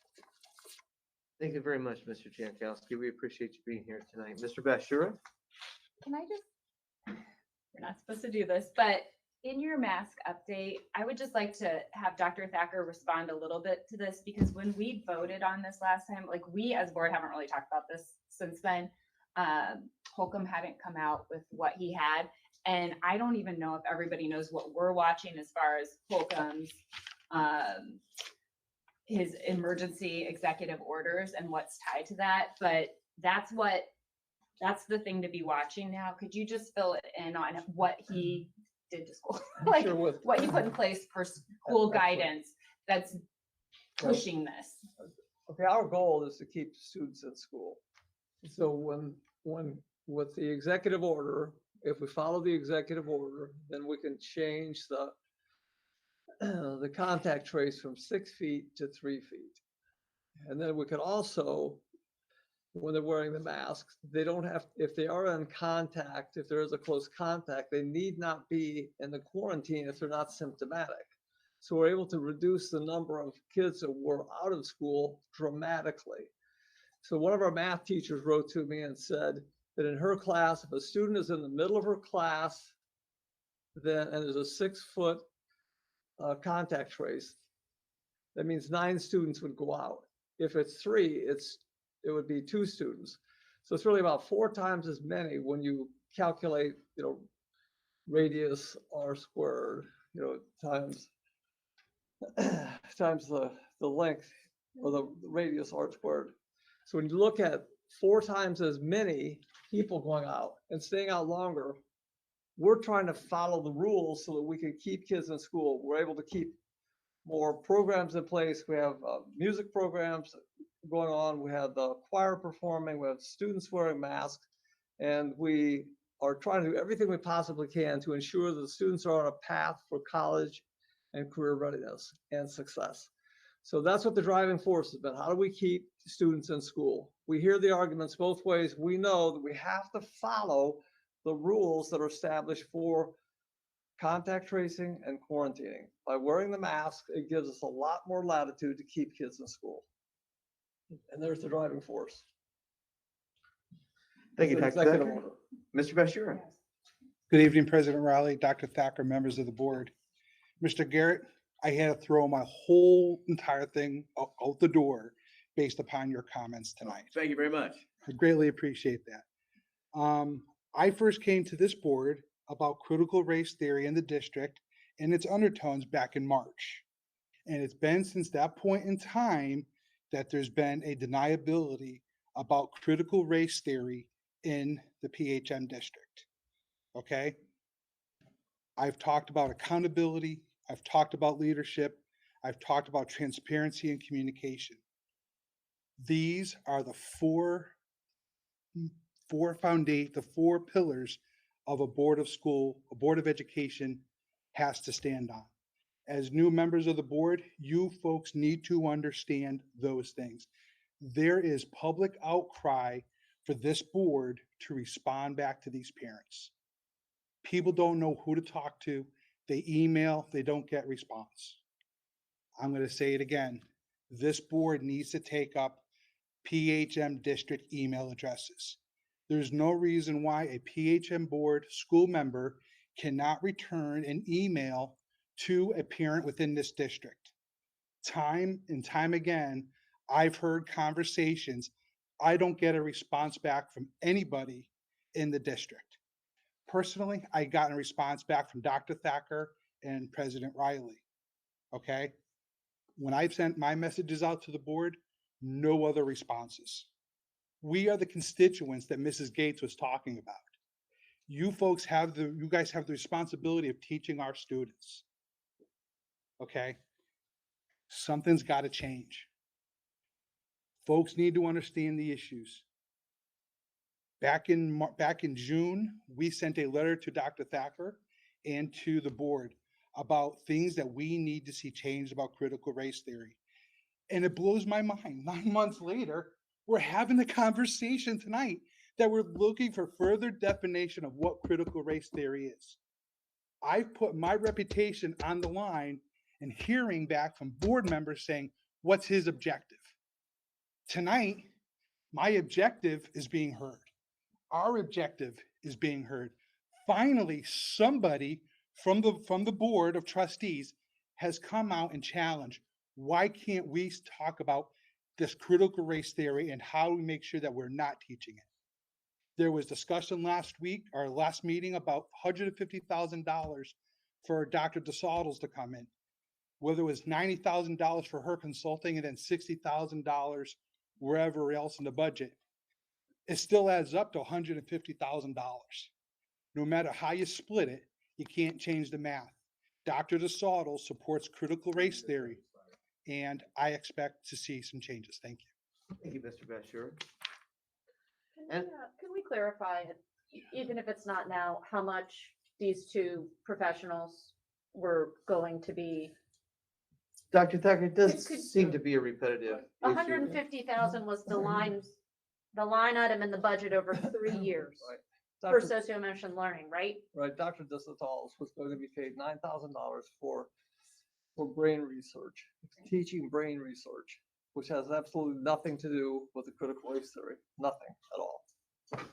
And it's something that teachers have requested with regard to professional development. We talk about giving teachers the tools. We have to do things through professional development.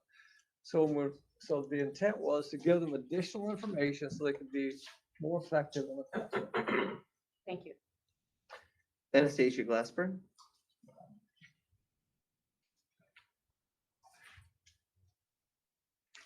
Good evening, Dr. Thacker, President Riley, and members of our school board.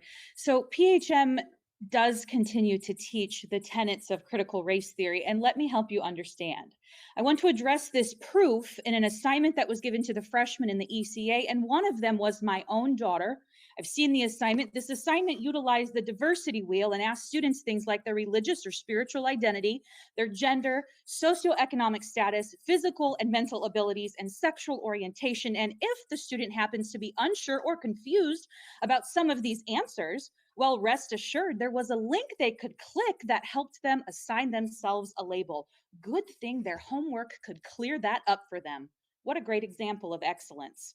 Further into this assignment, she was asked to complete 2 tests on the Harvard implicit bias test. The results were shocking to her as they were not reflective of who she thought she was. The next section asked her what her sources for the implicit bias are, and she reported that students were to think about who were the most influential people in their lives. My daughter is 14. Her worldview is limited at her age. So naturally, her response was that her parents must be the source of this newfound implicit bias. Lastly, this assignment challenged the students to think about how they can undo their bias. Her response was as follows, quote, I can start to think for myself and not agree with people like my parents, end quote. People like my parents. Well, of course, the most influential people in her life are her mother and father, as they should be. They must be the reason for the results of this test. So now I must ignore the morale and values instilled in me over the last 14 years, as they have now somehow become the reason for all of this.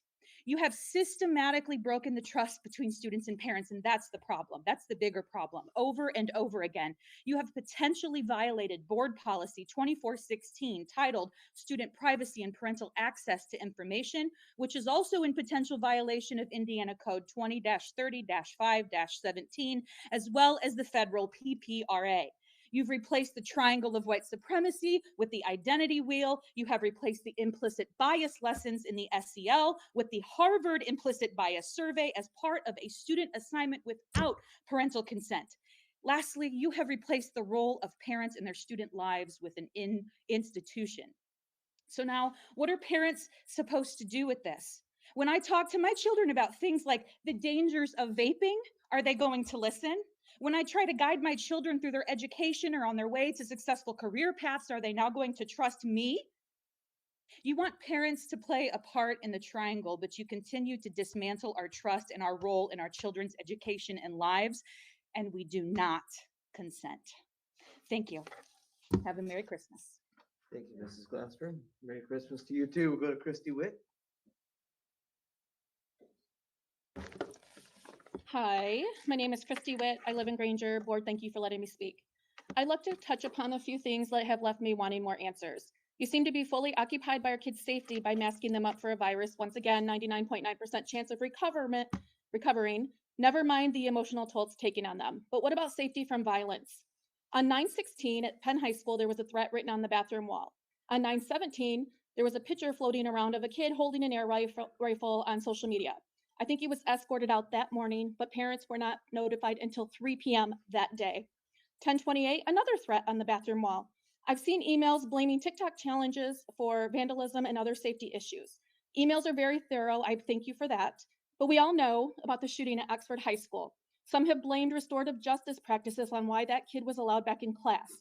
As a mom of a high school student, I'm very concerned with the threats of violence, whether they're written on walls or they're on social media. But your teachers and staff have been burdened by 6 feet, 3 feet dividers, mask over the nose, mask on a chin, like a chin strap, and it goes on and on. Is that kid back in school who made the threats? I don't know. Did the news report on it? Probably not. But you know what they did report on? One lone news station, ABC 57, decided to create a story based on one student out of 3,400 kids who was handed a white privilege card. That made the news. You know the name of the parent, but her daughter didn't know who handed it to her. I assume the kid was masked, so I think masks need to be stopped immediately. So it's easier to identify kids when committing such crimes. Why would this news station interview the principal and perpetuate the narrative that PHM is racist? Did the kid who gave out the card hear in class over and over again that they were racist because they were born white?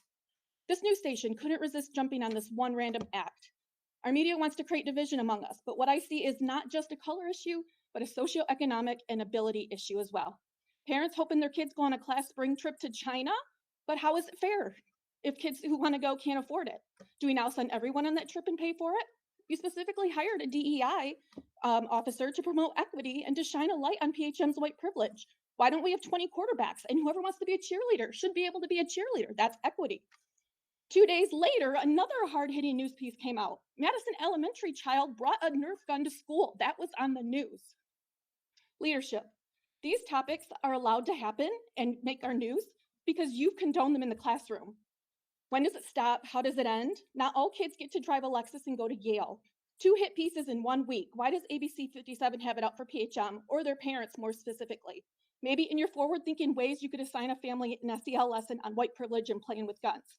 I know I sound silly, but this is what you've created and allowed to happen. I can only hope 2022 brings us all to our senses and this nonsense is stopped immediately. Our kids deserve to go to a new year with the focus being on education and helping them become amazing members of society. And it's really sad to hear you not know what critical race theory is, since we've been here for, I think this is my 9th time talking. And it's. Thank you, Mrs. Witt. Laura Rosinski. Good evening. Laura Zinski. In the past 2 weeks, I read many news articles about PHM, 2 that I found incredibly disturbing. In the first article, I had access to and read a PHM educator's 40-page master thesis from May of this year. It described how the ECA leader reacted to the PHM open letter where she was called out for a perceived racist action, as well as the events from the summer of 2020. How she read the book White Fragility and realized it didn't matter what her intentions had been, not realizing historical implications was worse than an overt racist act.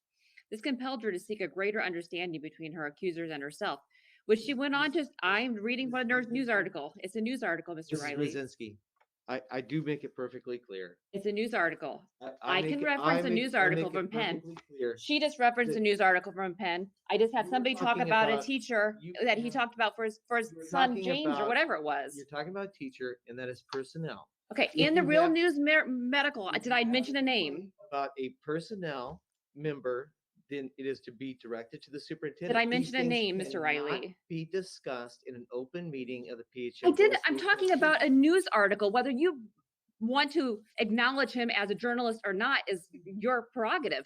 But this was in a news article. You were talking about a specific member. News of our staff. article from Real News, Michiana. I am reacting. If you would let me get through it, maybe you'd be able to see my point. If You could let move her to talk about something- news articles. He talked about a teacher, named the teacher in the class, and I am reading. I have not named names. I have not. There's no names in here. I am specifically getting to a certain point to point out to you. Explain to me where I've gone wrong that these other parents were allowed to speak. I make it perfectly clear. Personnel issues cannot be discussed. If you have something else you'd like to discuss other than a personnel issue, I invite you to discuss that issue. Mr. Riley, where did I discuss a personnel issue? You were talking about a specific member of. I was PHM talking staff. about a news article that I read in Real News, Michiana, You know, I'll about a just- Penn article. I'll ask for a legal determination. Is this a personnel issue that could be discussed at an open meeting? Well, if it's almost like a FERPA. If the identity of the personnel person is ascertainable or is known, then no, you can't. If it's generic and it's not about a specific person, then it's okay. Okay. I think that answers the question. No, The it didn't. identity of this person. That didn't is answer any question. ascertainable. Who is a person then, Mr. Riley? Because I didn't name any names. Does everybody know who I'm speaking about? Who's a name? He had named a teacher. He named a teacher a few moments ago, and you allowed it. I know who the person You could ascertain that information from reading the article. Which is public knowledge. Ma'am, you're just spinning your wheels. I am not spinning my wheels, Mr. Riley. You don't want it to be known. Well, have my an- time should be stopped. You That's have not an fair. issue. You have an issue that pertains to something other than PHM personnel. It's not about the PHM personnel. I'm working up to what my issue is, Mr. Riley. Would you like No. me to give you the back An issue on it or attorney not? just told you that it is protected if the identity of person is ascertainable by Well, the then let's comments talk that you're about saying. PPRA and a certain person we can't name that was able to be identified by a parent in our group because she recognized her daughter. Let's talk about that. Was consent given? She knew who her daughter was. She was able to ascertain that. Was PPRA violated? Was Indiana code violated? Was, your own code 2416 violated? Because it seems like, according to your rules, that was easily ascertained. Did we break student privacy in PHM? This was a public document up until it decided it wasn't anymore. It's readily available in the IUSB library. There's 2 bound copies. I am not allowed to speak about this. You are not allowed to bring criticisms against a PHM employee in an open forum. Those are. to I'm be not. I'm directed- trying to give you. You just asked me a question. Do you want the answer or not? Well, I suppose so, Mr. Riley. Go for it. The answer is you can bring your complaints about PHM personnel to the superintendent. I make it very clear. You just got an opinion from legal counsel saying that it is a personnel issue. If the person that you're talking about is the identity of that person is ascertainable in the context of the context of the comments that you're making, and the identity is. Okay, then I guess we can talk about consistency. In past board meetings, I was able to name DEI officer, Mr. Derek White. I was able to talk about Dr. Jenny Sears back in June. I have talked about many board members. I address you all personally right here. I mean, Dr. Thacker is a board member. I mean, I could talk about Mrs. Bradbury. I could talk about Dr. Short. I could talk about the principal at my school. I could talk about anybody. They're all ascertainable. This is not a complaint against this teacher. This is me saying, hey, did you know that we have these surveys going on that parents don't know about? And the consent is not being done. This is a violation of our students' privacy rights. Do our students even know about their privacy rights? Is it given to them? I was building up to this.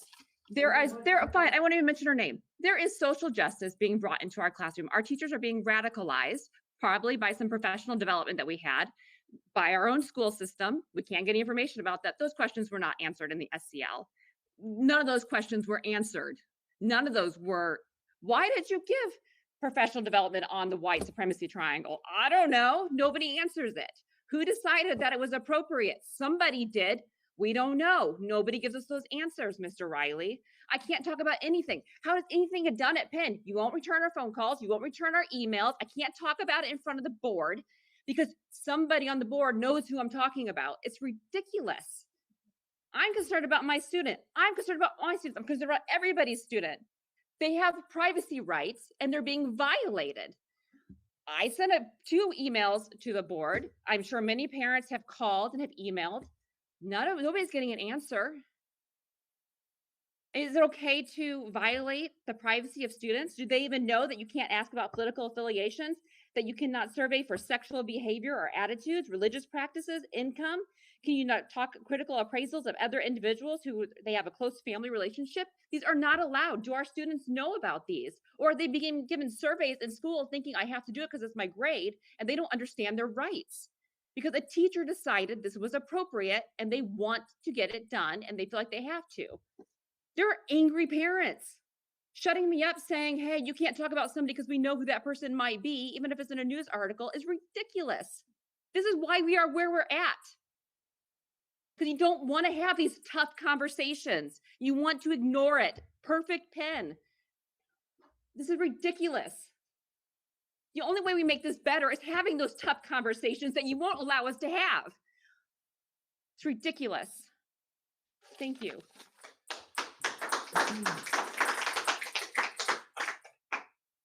Ben Dallas? So, my name is Ben Dallas. I have 3 kids that go to the school district. Thank you, Mr. Garrett. You kind of destroyed my whole speech. Sorry.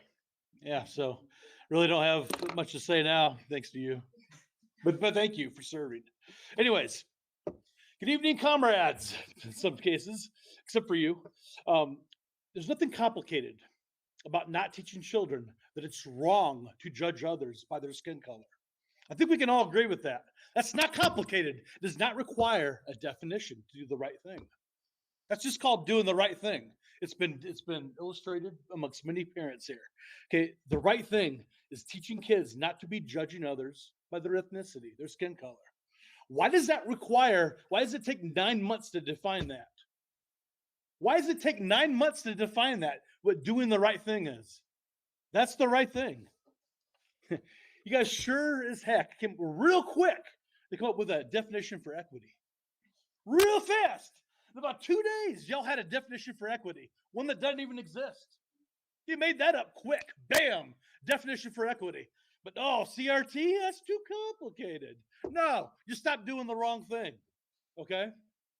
So the last time I spoke at this school board, all right, I wanted to know who the race hustler was who violated school board code 2416 by making the white supremacy pyramid an official part of this curriculum, of PHM curriculum. I've got no answers at all, none, 0. And just like the previous speaker said, what is going on? Why do we have these answers? We have a right to know. We have a right to know who's pushing this onto our kids. You can say you have presentations, you have slideshows that show the curriculum. That's great. But the slideshows don't represent everything that's being taught in the classroom, as we already know. We've just seen examples of curriculum that is not on your slideshows. You're not showing us this stuff. All right? So for months, another thing I wanted to pick up on is for months, we've been trying to get our members into these, not months, but weeks, but trying to get our members into these 2 school board vacancies that we had. All right, so we've been pushing 5 members. Only one of them got interviewed. Do you guys not work for us? Only one of them got interviewed, and nobody supported that one. Nobody supported anybody that our group came up with to help be our voice, help represent us. They weren't supported. That's where the problem is. There's a huge disconnect to what you guys are saying is happening and what's really happening in the classroom. That's our problem. Okay, answer the questions. I know you can't answer them now. You got procedures. The next school board meeting, maybe take some notes. Maybe answer a couple of questions to keep these people happy, to keep us happy, keep us informed. I hate coming to these things. I wake up at 3 o'clock in the morning. And I wake up at 3 o'clock in the morning. I'm going to go home after this. All right. Well, Thank you, Mr. Dallas. thank very you, much. We Mr. Garrett. appreciate it. All right. Matt Branson?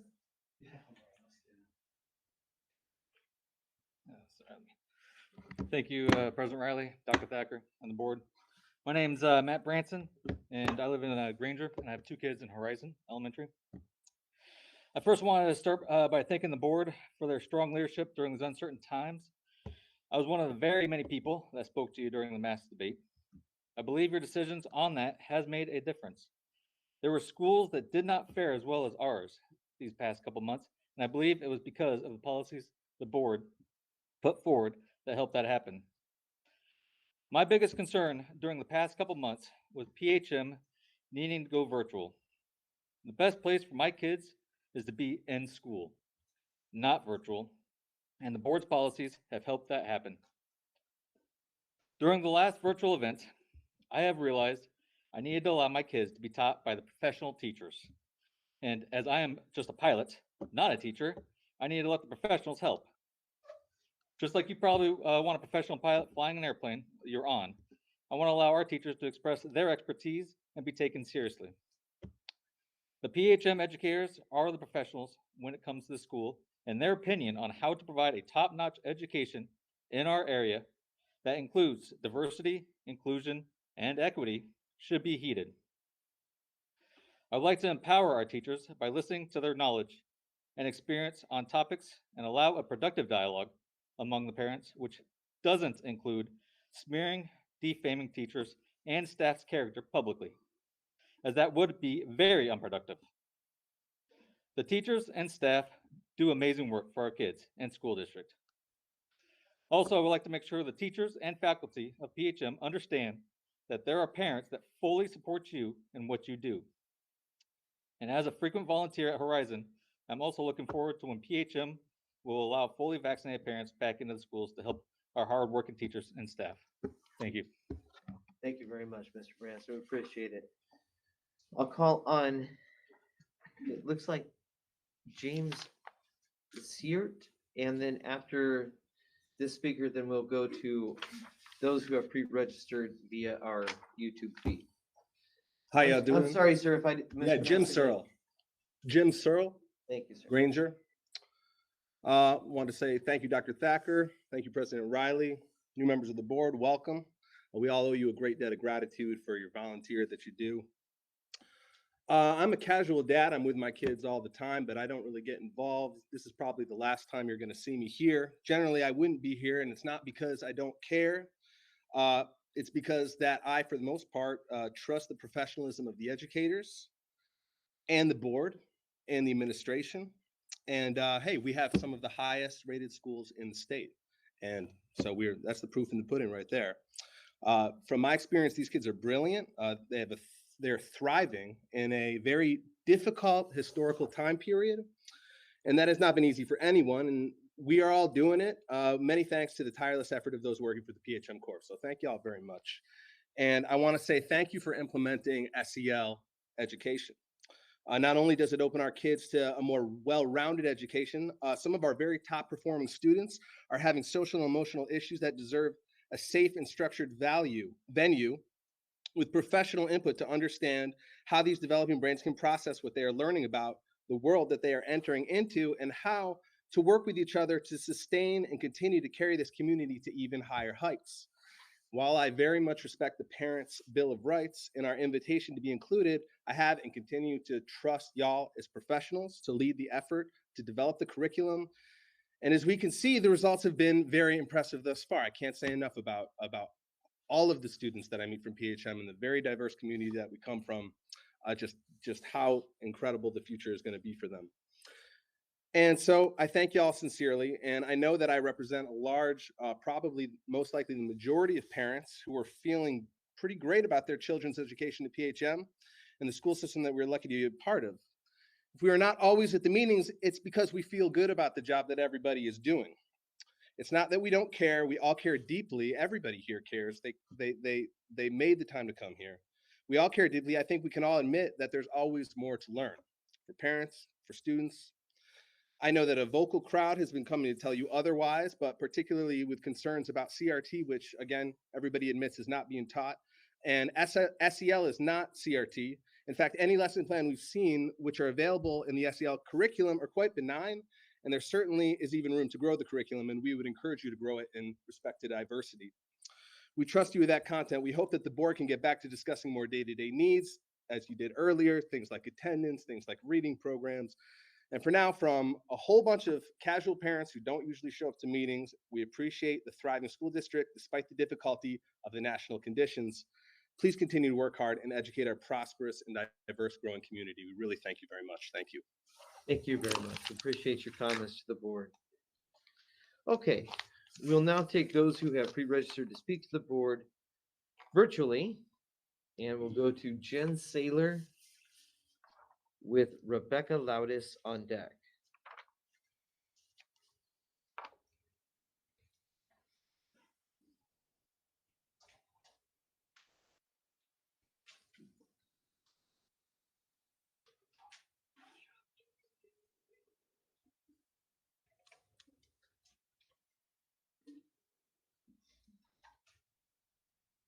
I may want to ask anyone that has registered virtually to go ahead and attempt to log in. I've got no one in the waiting room of the 5 that have registered to speak virtually. Okay, so the suggestion is anyone who has registered to speak to the board virtually, please go ahead and log in. Is it through a Google link that they've been sent? And they've all been sent that. You've all been sent a Google link, so please go ahead and start to log in via the Google link. While you are doing so, I will take one person from the ESC here in the boardroom who has not registered to speak and go ahead and give you 3 minutes. Come on up, sir.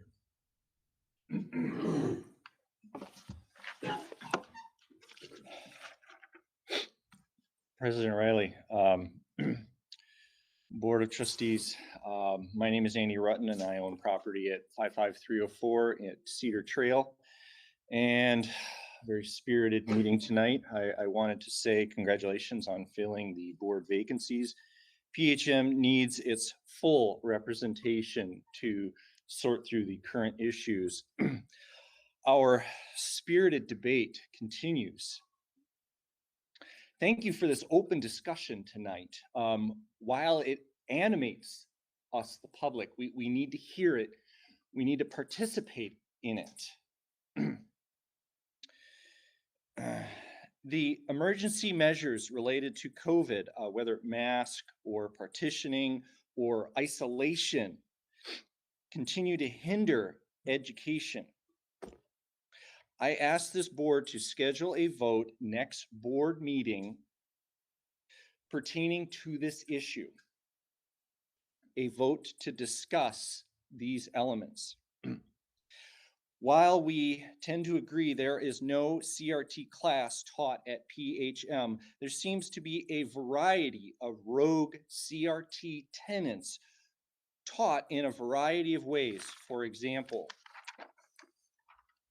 this consultant that Penn sought to hire, the one who advocates for tasks that are different between white people and colored people. One of these tasks she suggests for people of color is to find ways to regulate rage. These are inappropriate ideas that trigger bad behavior in children and also in adults, even senior professionals. I asked this board to schedule, no, I'm sorry, I had to cross that out. I asked this board to continue discussion on this topic to provide clarity. And while it seems like it could be complicated, it doesn't have to be complicated. We have a lot of intelligent people. We have a lot of passionate people. What professionalism does is break down complexity into bite-sized pieces.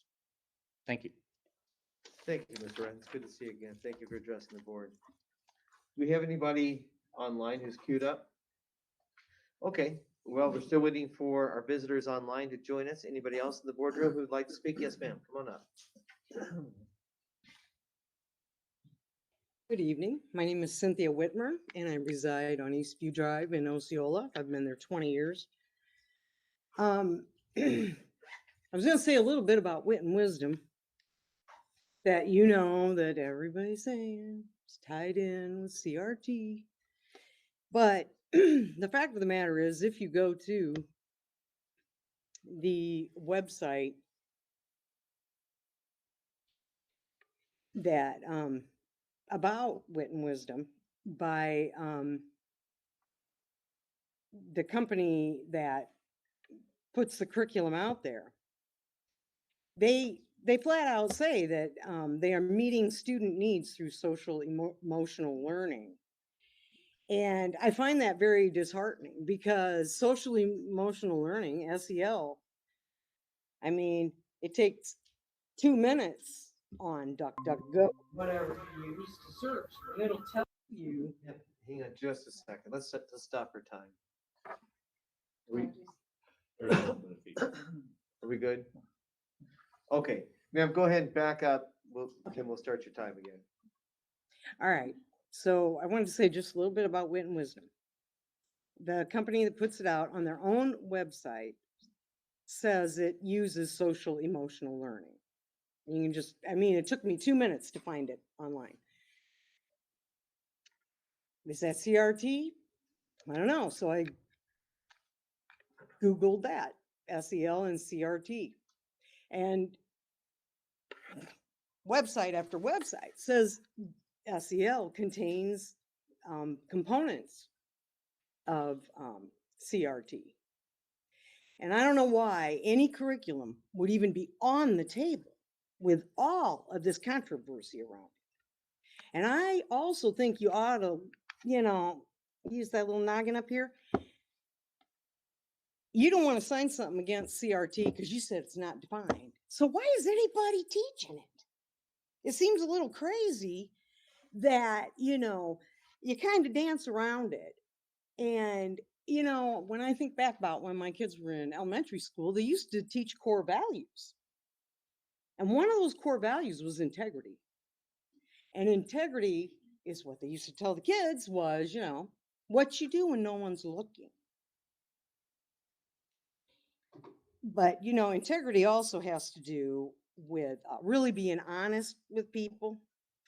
And the other thing about this SEL, they think that social emotional learning is so much needed for these kids. How in the heck, with a mask on, can anybody tell anybody's emotions? I mean, you can tell a lot through the eyes, but you need that facial expression. And that's why it's kind of an insult to come up here and we cannot see your faces. You could be sticking your tongues out at us. How do we know? I just think that, you ought to think about that integrity thing and who you're really serving in this community. Because there's a lot of people that care about this school system. And I think they have the right to have their answers to questions that they've been asking for a while. Thank you, ma'am, very much. We appreciate it. Are we ready to go online? I'm going to attempt to send Google Meet invites to all of the people that requested to speak virtually. We don't know if there's been an update to Google Meets that's not allowing the request to join the meeting to pop it like normal.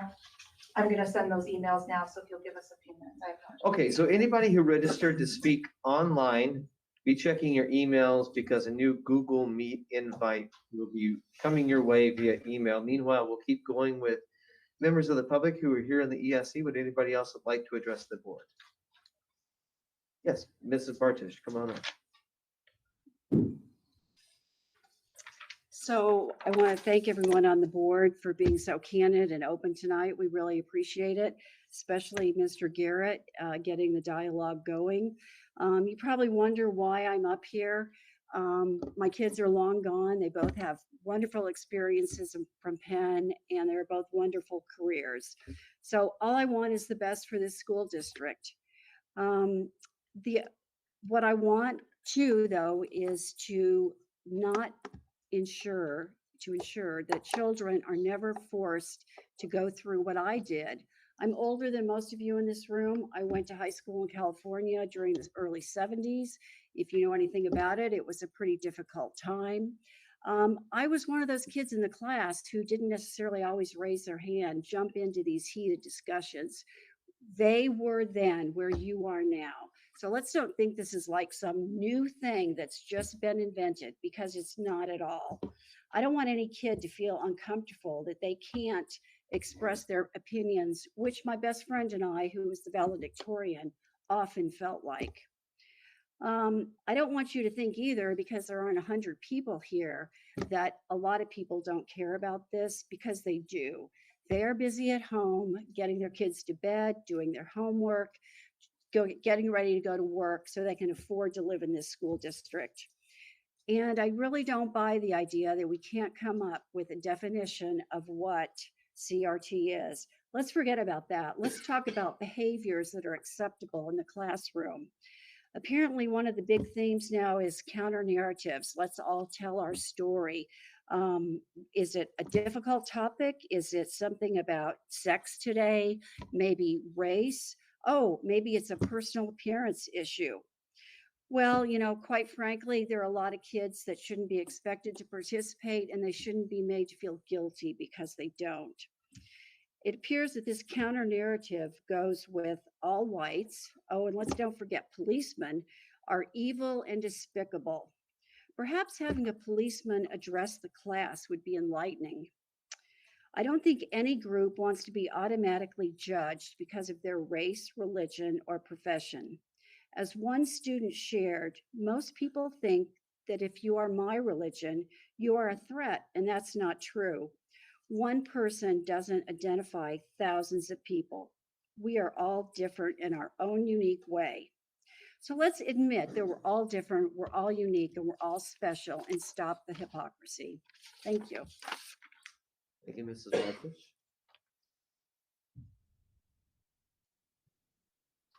How are we doing with our online? I have two registers? so far. We're doing good. Okay. We'll go with the first one that I see on my list is Rebecca Loudis. And Mrs. Loudis.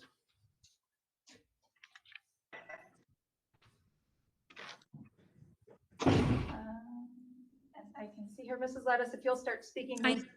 up as a Hi, can you hear me okay?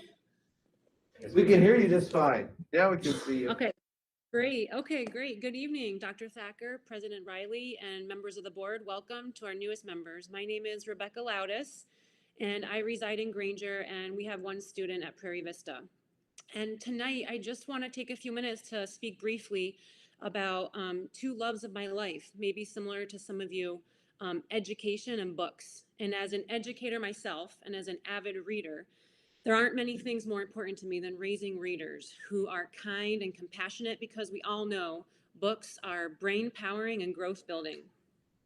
One of my intentions, biggest intentions as a mom, is to raise readers. I believe reading gives kids so much, from a wide vocabulary and a gift of empathy to diverse worldviews, and facilitating deep creativity and imagination. That said, it's been so affirming to see our love for reading at home kindled at school as well. This past week in school highlighted some of our family's favorite types of books to read at school, books about diversity and families and inclusion and geography. And the teaching team at Prairie Vista and the Media Center is doing great work to expose our kids to a variety of literature that's both fun and exciting and engaging and informative. Just last week alone, and in the beginning of this week, my son came home with a different craft representing different countries and how they celebrate their holy days around the world. We've got some Diwali here, and some Hanukkah, and some Kwanzaa, and some Russian dolls. In addition to these fun crafts, each day books and papers were sent home that elaborated on customs that we don't know about, my family don't know as much about customs in Russia and France and India, Greenland, Israel and Africa. And the teachers also provided opportunities for us to follow up at home. So while, quite honestly, this boardroom and the news locally and nationally can often highlight fierce battles over education and literature, there was something so simple and magical about hearing my son tell us that people who look different, people who believe different and celebrate different from him, those are all things that are different. But even at the age of 5, that he recognized that there are more things about them that are the same. So I just want to say thank you to the teachers. Thank you to the district. We're excited to be part of a place that values celebrating diversity. We support you, and we really hope that we can keep talking and we can keep reading and asking questions about these kinds of things. These lessons and books from a kindergarten classroom sparked conversation in our home just in the last 7 days about skin color and beliefs and values, and that provided us to have meaningful conversations. So I hope these foundations that are being built into the foundation of our students at PHM will continue to develop as they grow and move through different grades. And that it won't just be celebrations that are discussed honestly, that it would also be kids' questions being addressed honestly. Like when all set. Mrs. Loudis, your 3 minutes have expired. We really appreciate your comments to the board tonight. All right. Thank you. Thank you for everything. Good night. Jen Saylor? Not yet. The next one I do have logged in is Kelly Laneman or Laneman. Kelly Laneman? There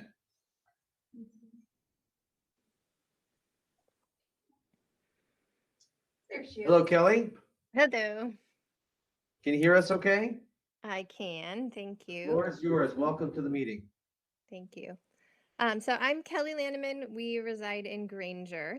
I've got 6 kids, and 4 of them are in PHM schools, and then I've got 2 that are not in PHM schools. And I wanted to talk just a little bit about our family and some of the ways where the COVID policies have actually really helped our family. And so I wanted to just share a couple examples.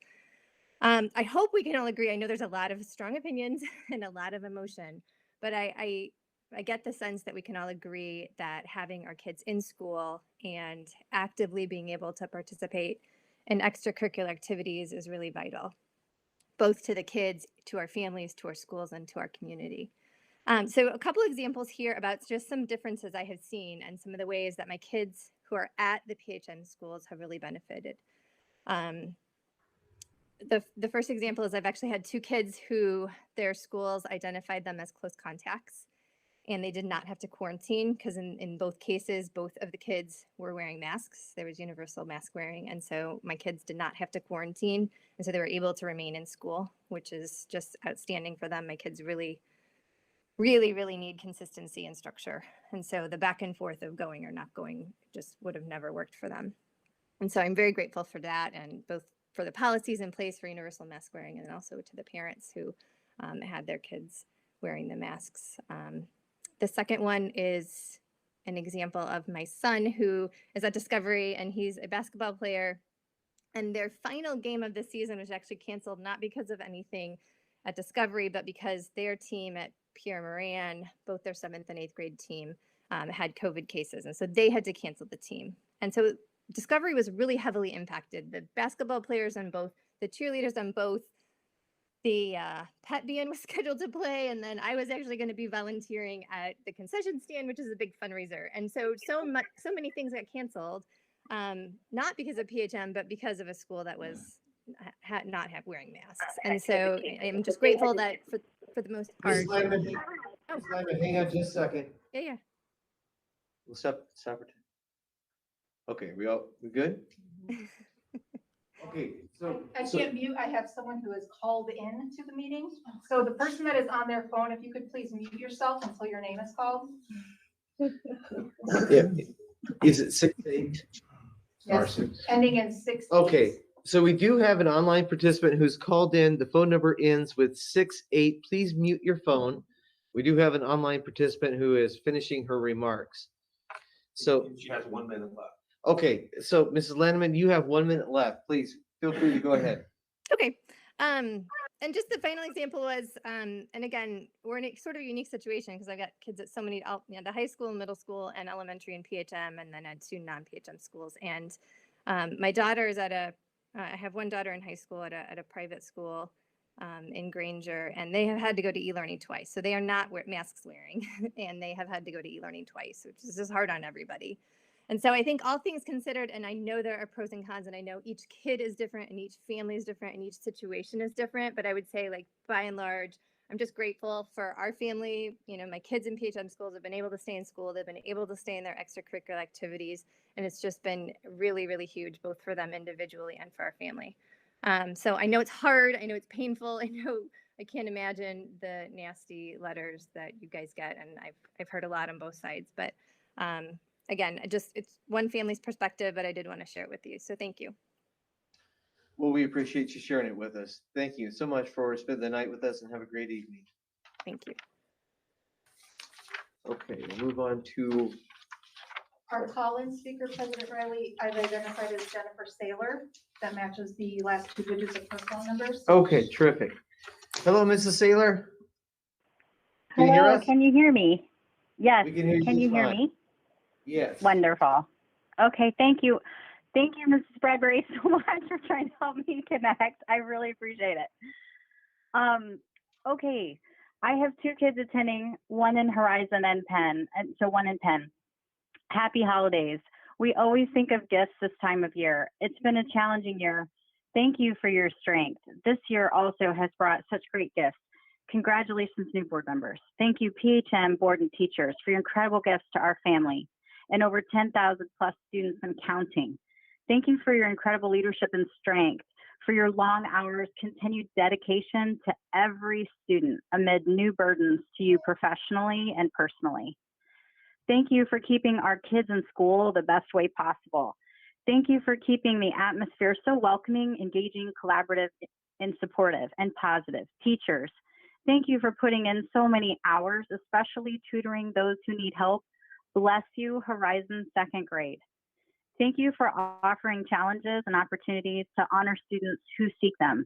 Thank you for giving social emotional learning to all children amid increases to anxiety on grades and performance and friends and social media transparencies at such young ages. I'm learning from you along with my children. Thank you for caring for our children as your own. Our trust is with you and the successful gifts you've given us this past year. They are so well received. Our community, our nation, and our world are global, and processes and interactions are changing at such a fast pace for leaders to timely address.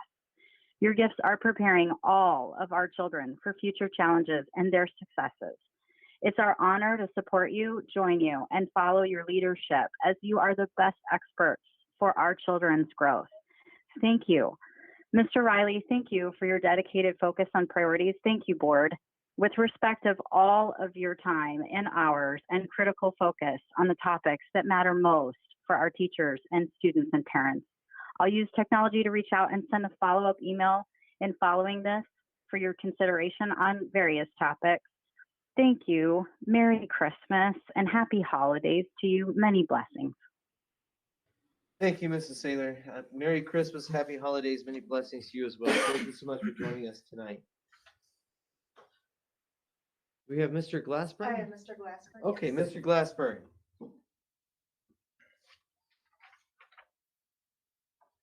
Hello, Mr. Glassburn. Mr. Glassburn, you're on mute. If you'll unmute yourself. Thank you. Hello? We can hear you great. Floor is yours. Perfect. Well, President Riley, members of the board, I appreciate the opportunity to speak with you this evening. I'm speaking to you from home tonight, not because of some unfounded fear or whether my 50-cent mask is going to protect me or not, but because my wife is there in person and I'm home with our 6 kids, 4 of which currently attend PHM schools. I would have much preferred to speak to you in person, as I feel this is a very serious situation that's being played out in the PHM schools, and quite frankly, I don't appreciate how it's being handled by the administration.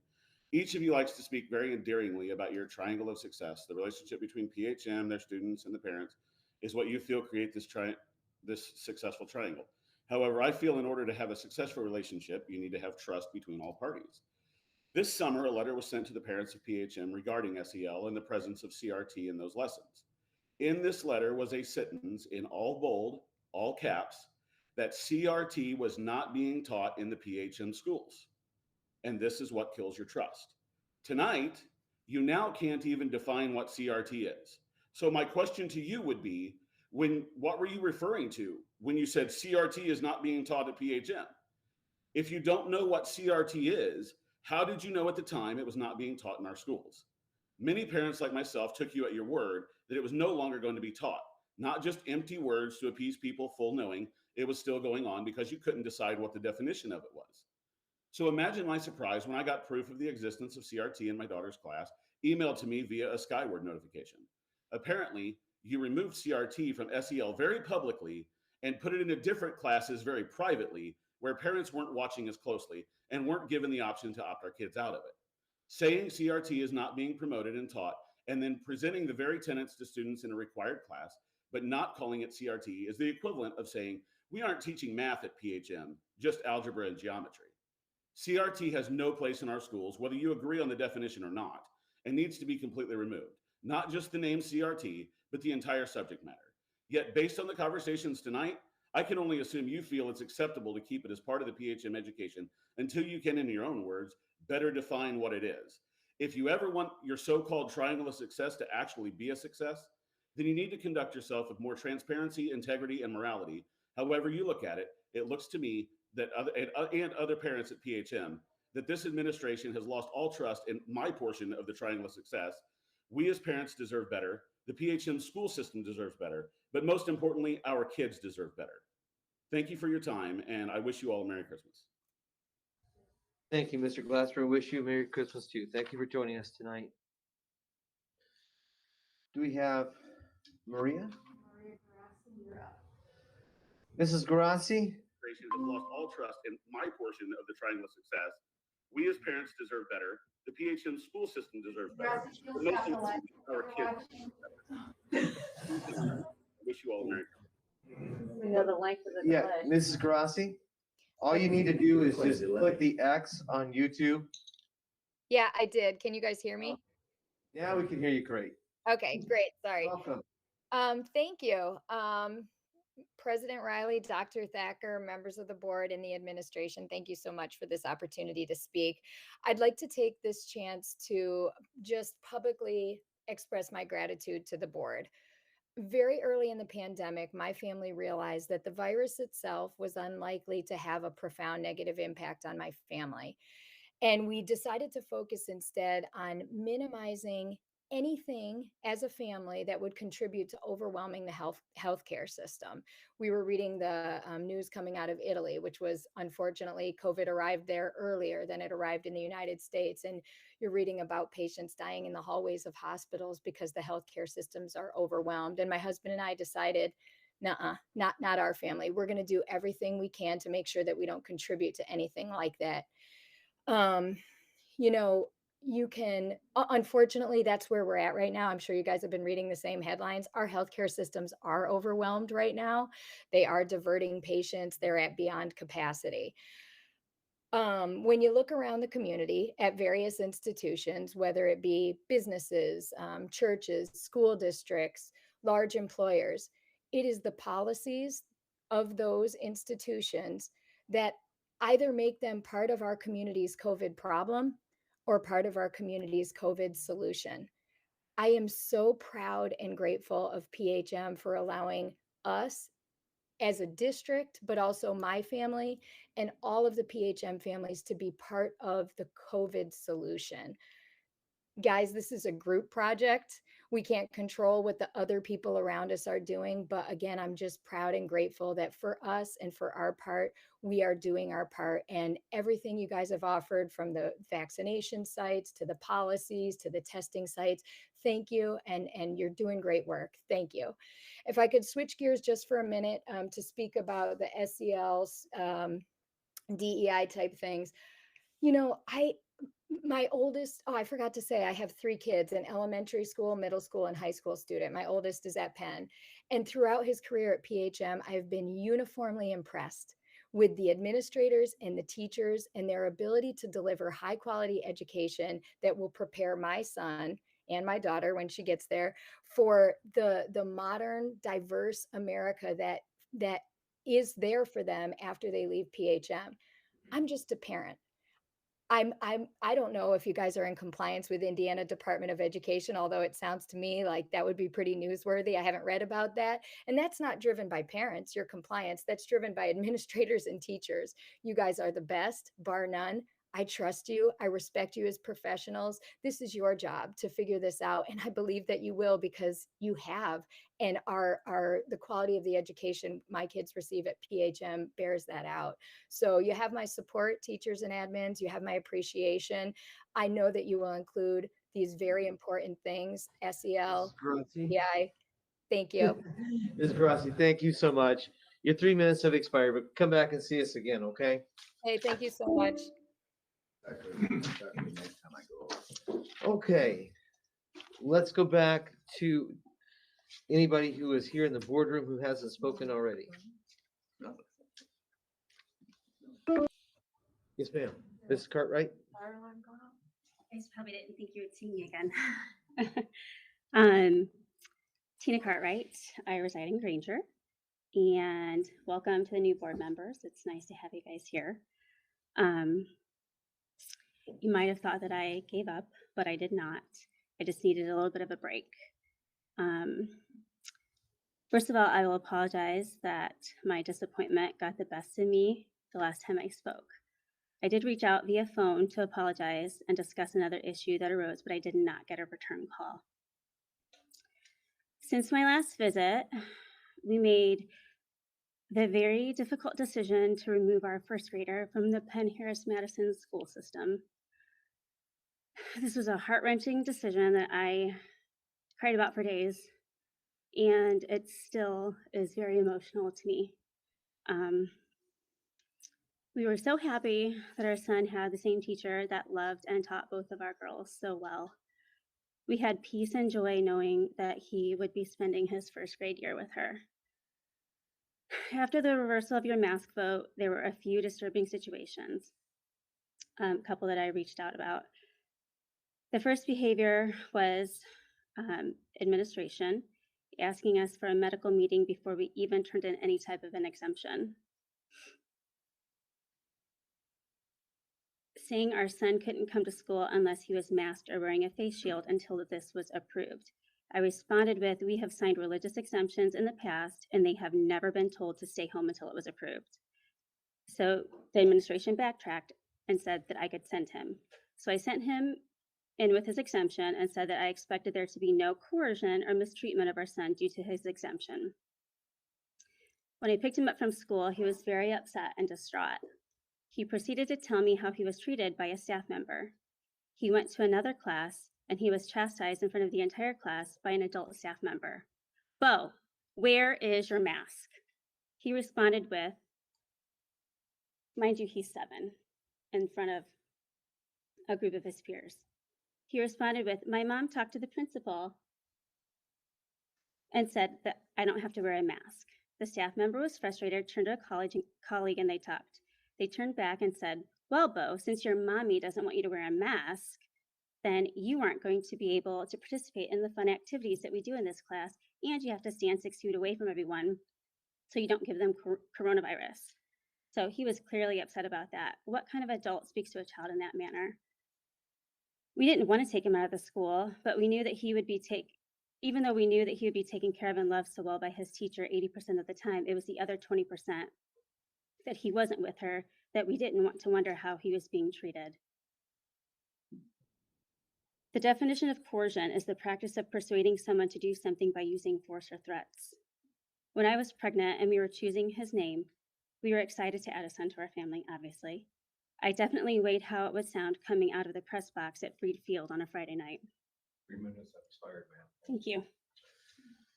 Thank you, Mrs. Cartwright. It is good to see you again. Thank you for being here tonight. Is there anybody else who hasn't spoken to the board who'd like to? Yes, sir.